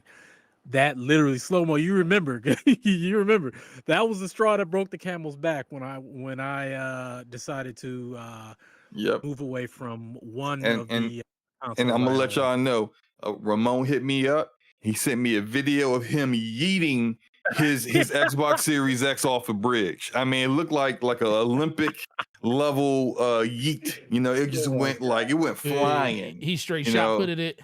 Yes. he didn't do that. He didn't. You was like Ray Gun at the Olympics, man. You may not think I belong here, but I do. And while it was in the air, I did like the Turkish guy, and then pulled out the gun inside and shot it. Shot it. Let's keep ball. Yeah. All right. We doing too much. People gonna be like, see, they hate Xbox. They're bragging about throwing Xboxes off there. You could have donated that, sir. You know, look, he did donate it technically. It's all jokes. Unlike some of these people, it's all jokes, folks. And like, I'm excited to get back into Starfield.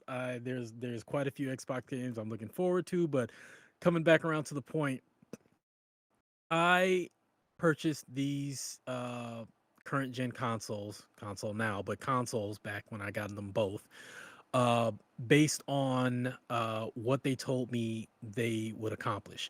And I was under the impression that I would be leaving 30 frames per second behind. And when Plague Tale Requiem came out 30 frames, I played it on PS5, I was not happy about it. But the reason why I bought it and I tolerated it was the type of game it was, stealth. It wasn't too bad. 2, that is a third-party game.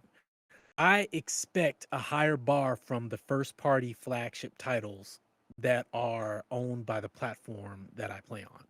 So from Xbox Studios, I expect minimum 60 frames per second. From PlayStation Studios, I expect minimum 60 frames per second. It is your studio and it's your game, and I expect a higher bar from that. So, when it comes to the whole, you don't need 30 frames, and like, Logic, what you said, I get it. And, I can understand where he's coming from based on what you said. I still think he should not have said that, even though he might have been saying something different. But yeah, the only low frame rates I'm ever going back to is when I play, when I go back eventually, unless they remake them all, and play like my Legacy of Kain classics. Like, I'll stomach it there. But other than that, no, I'm not going back. I'm not going back to 30 frames per second. I've experienced 60. I've experienced 120. I've experienced 144. I'm not going back. So, I mean, I just don't. Personally, I don't think it's acceptable. I don't think it's acceptable, personally. I like a guy who's like, listen, man, I ain't enjoyed my time there and I ain't going back. Yeah, exactly. I mean, we're in 2024, man. We're in 2024. And like Logic said, this is the second time we've heard from a studio that camp that says, it was a design choice, or it was, we didn't need to do it because blah, blah, blah.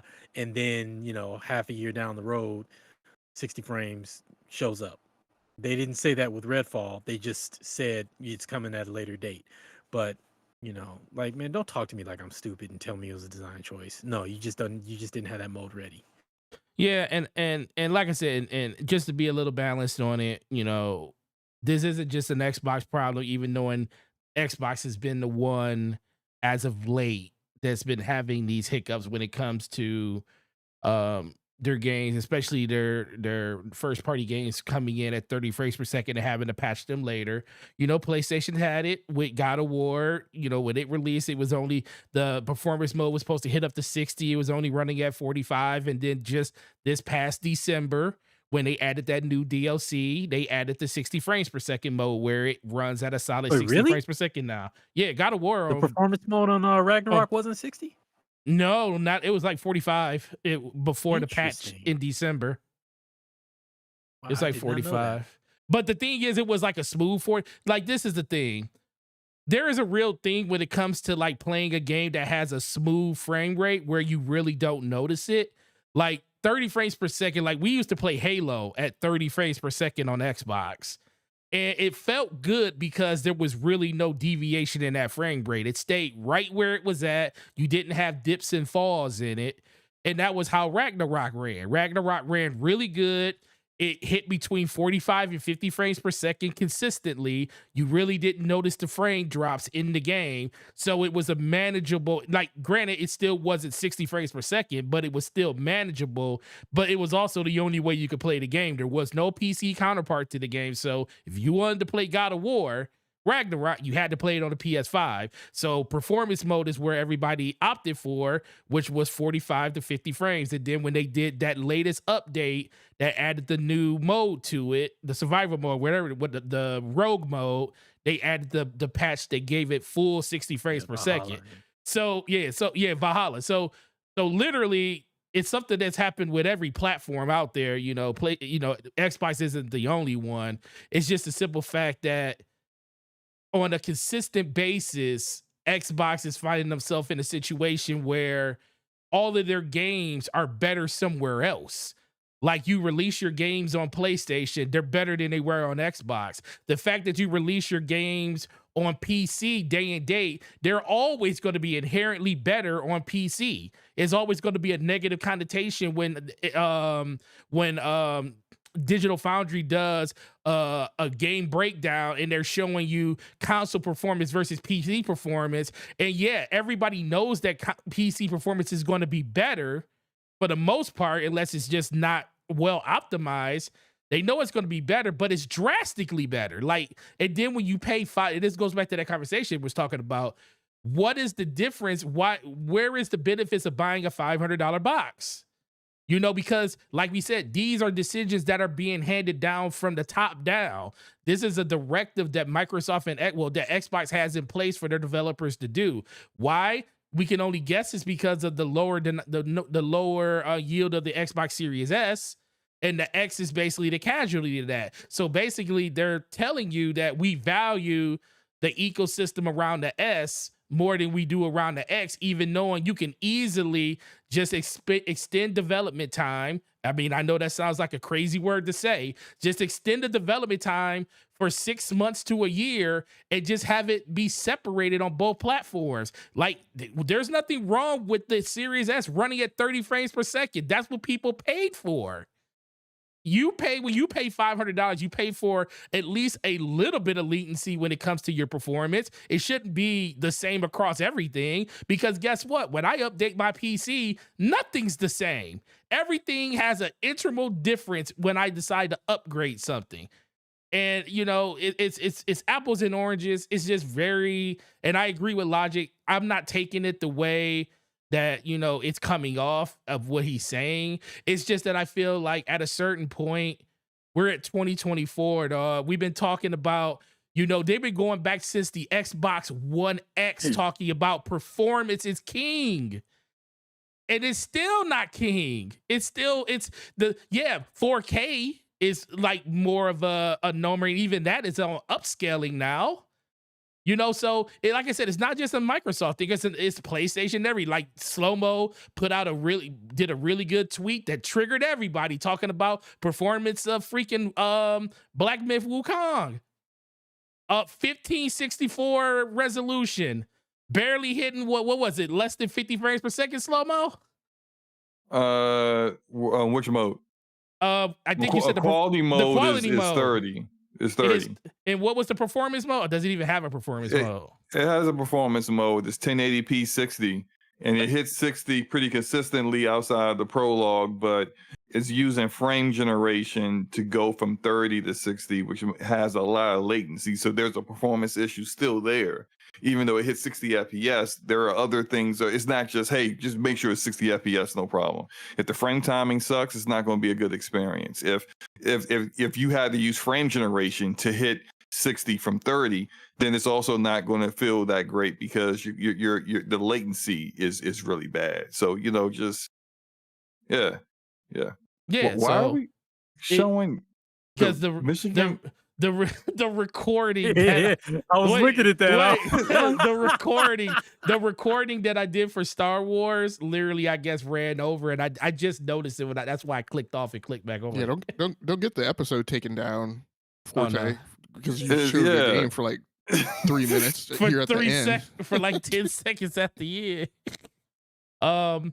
But no, that's basically how I feel about the situation. Is like, I agree with you, Logic. It's not really the most horrible thing in the world. I just feel like it's like kind of misplaced in thinking that, I know most of the community doesn't care about this because it speaks on how many people buy these games, not just on Xbox, but across all platforms other than PC.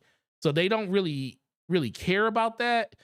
But it's still a thing where I'm like, dude, do you even believe that yourself? Do you believe that 60 frames per second doesn't matter? All right, yeah. I want to clarify. I don't want people to walk away. I know you. Feeling I know that I said not, it's okay. I know you're not saying that. I'm just saying. To me, I just can't. Like, I can't compute that. No, I agree. Even in the context where he said all I was saying was I don't think he's trying to tell you that you don't need 60 frames per second. My overall assessment of this from a market perspective and like what's going on, again, my problem is that company came out its mouth at the beginning of the generation saying that most powerful box ever, right? And this is right? And this, Aaron Greenberg running around saying that the minimum was going to be 60 frames per second. This is a problem. It's further a problem that as far as I feel, based on what I'm hearing, like I said, I'm hearing 2 studios saying it almost verbatim and multiple studios doing it, Hellblade 2, right? Just like you guys mentioned. I think it's a problem because the directive came from the top that said that this was okay. And I think it's a problem. And I'm gonna tell, Xbox players personally, I think it's a problem that you are accepting it and that you've given it a pass. Exactly. That's why I, as a consumer, kind of frankly just don't want to stand shoulder to shoulder with you, even if I'm an Xbox person. Because when I say that 30 frames per second isn't acceptable, then I get ostracized by the Xbox community, right? Even though my personal feeling is you guys have fellow players on your platform who also love the platform, that maybe you guys should allow them to have their voice instead of constantly ostracizing them when they speak out. Like to me, 30 frames per second shouldn't be acceptable and shouldn't be the minimum, and it shouldn't be okay just because it's going to Game Pass and we have to feed the subscription pipeline. I didn't cause that problem and I didn't ask you for it. That was your choice and your decision. So now my feeling is again, the choices that I've made, I'm no longer going to subscribe to Game Pass because I don't want to keep getting games at launch at 30 frames per second. If I could just wait for you to patch them to 60 frames per second, and then wait for them to go on sale, maybe then I'll buy them. Or I'll just go play them on PC. Or now, fast forward 4 years, I'll just wait for them to come to PlayStation. Because that's the choice. I mean, fine for you to, yeah, it's absolutely fine for you guys to run your production pipeline and for you to run your company however you see fit and allow whatever you want for your developers, given your consumer base, your dwindling consumer base, which is now less than 10% of the console install base of the entirety of the market, 9.85%, right? Because of the choices that you made. So that's fine. But the choice I'm going to make is that's not acceptable for me, because that's just like Ramon said, that's not what I paid for this generation. Cool. Well, let's get ready to get up out of here. Last question I'm just going to ask everybody going around the board, and after you give your answer, please let everybody know where they can find you, what you got going on going forward. I'm going to start with our illustrious guest, Hamp, Gamelogiq. Last question. Will Microsoft make a next-gen console? If they do, please explain. If they won't explain it, then tell us everything that's going on with you. Yes, they will make a next-gen console, kind of like you guys have mentioned, and we've talked before, and I've written about extensively twice on Twitter. I think they will make a high-end. Well, I think they'll make what is a high-end console, but is essentially a lower-end bargain PC, but that is optimized for the box. It has some hardware engineering by it to handle cooling. Um, that runs like some type of hybrid virtualized operating system that allows you to do things. But I think that box will be more expensive. I think we bantered about cost here. The one episode we went through this before. It'll be somewhere. I mean, given what we're seeing now of boxes, that the ones coming out this October are like 600. It's probably going to be north of there, like in the 650, anywhere from 650 to 800. And people will go, "Oh my God, nobody's going to buy that." Right? Nobody needs to, because they're running a boutique and hardware is not their priority.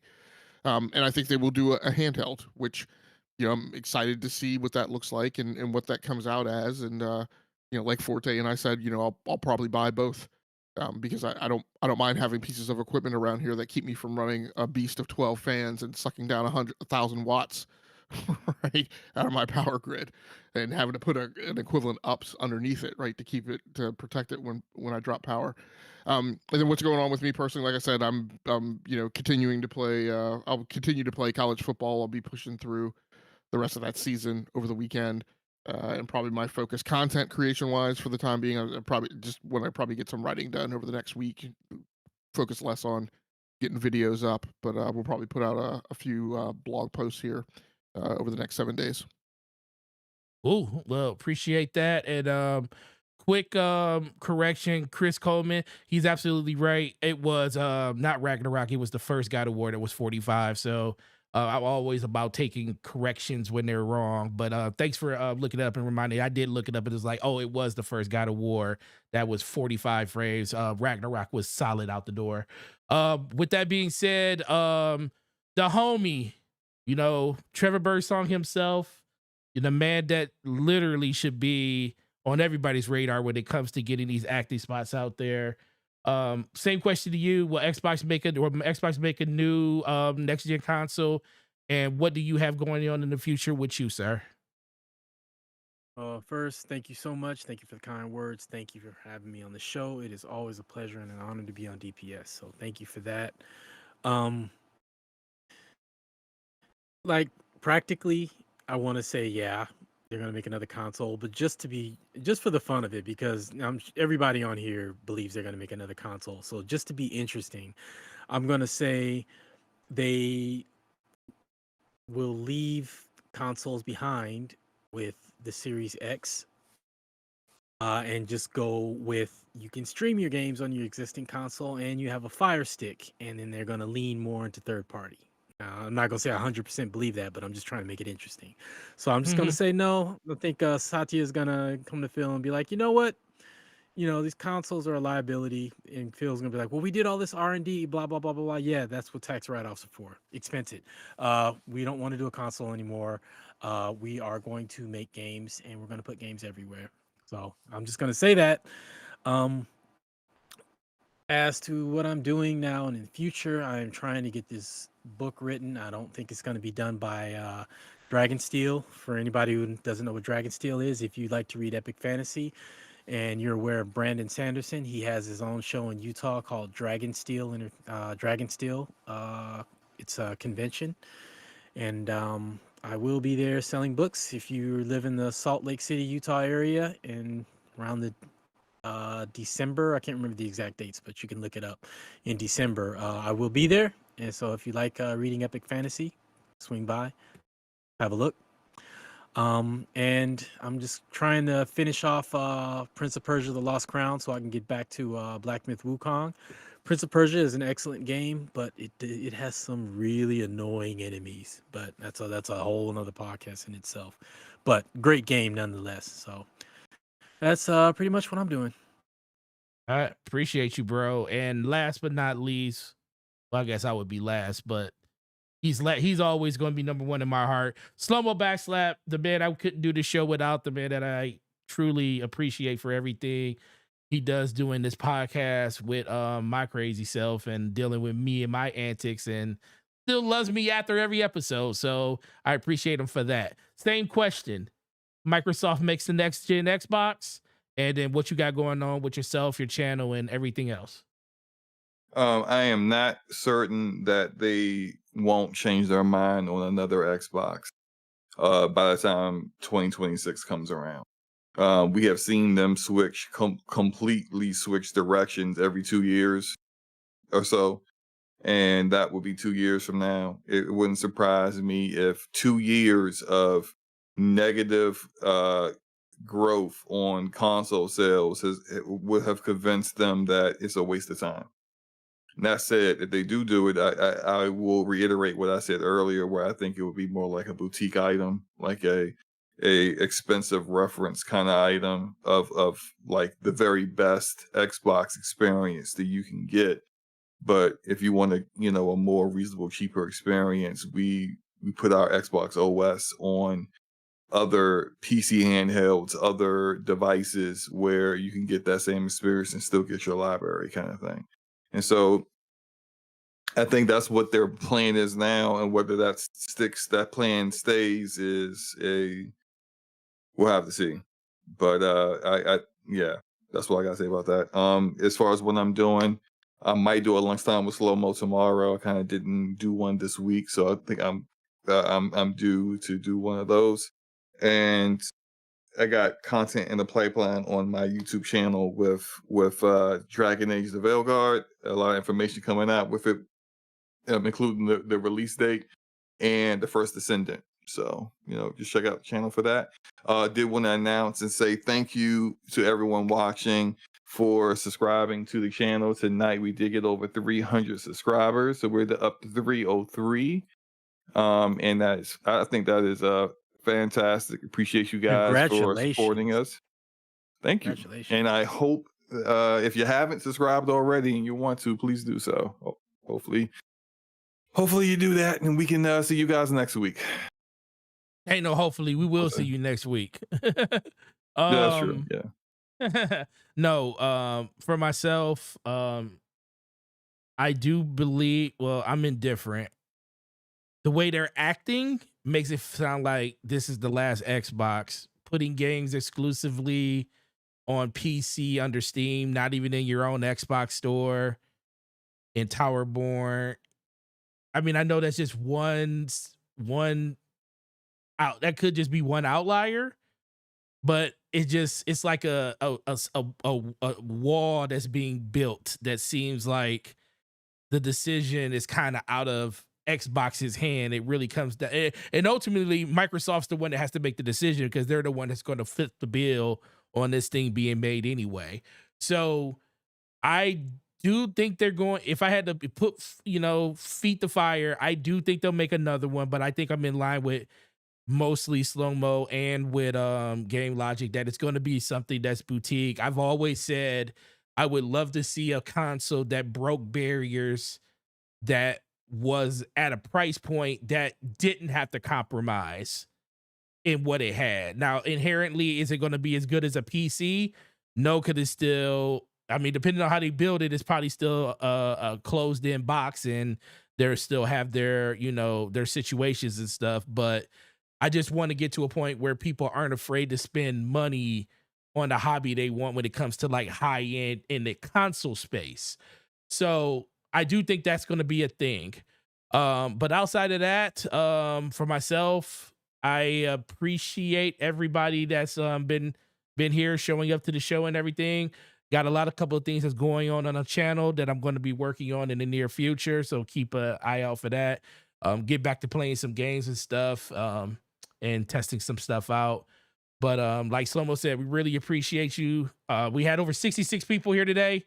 Hit over 300 on subs. So, if you haven't subbed, hit that sub button. Definitely helps the channel a lot. And ever since we moved this over here a couple of weeks ago, we have seen like a pretty good growth in subscribers, which means we made the right decision when we decided to do it. So we appreciate you, and you guys are the people that make this go. With that being said, I'm gonna get these guys up out of here because I love them, and they didn't complain one time. I didn't get a text message in the background, a DM or nothing about I need to go to sleep. And I know that they need to. So we will see you guys next week. Appreciate all of you guys, and you guys enjoy the weekend that you have and enjoy the games that you're playing. Oh, Forte. Forte. Yes, Forte. go ahead. Yes. I do have one final plug. I apologize. Okay, so this has nothing to do with me and Lawgating the show. This is all Gamelogiq. So go ahead. This is the one thing I did want to put a plug in about Gamescom because I didn't express what I felt my game of the show was. The thing that I was most excited about. Unknown 9 Awakening. I did see that. That did look real interesting. So this is a kind of an Assassin's Creed like third person action adventure game that where the combat seems to be heavily oriented and anchored not around like your melee and things that you do, but like your like magic and your ability to possess other players, and that's kind of how you traverse the map and get from sequence to sequence. So very excited about it. This is the second time we've seen it. It showed originally at Summer Games on Fest. an Xbox show, I think. It was in the Xbox showcase. I thought it was, but it may have been. I'll go back and look. It might have been. Yeah, I'll go back and look at my list. That game I have looks it amazing. I have it logged on my watch list. But yeah, I'm very excited about this because the plot and it seems in the setup seems so much different than other things that we kind of have going on in the industry. So very excited to see how this turns out. All right. Appreciate you, bro. And once again, see you next week. Same time, same place.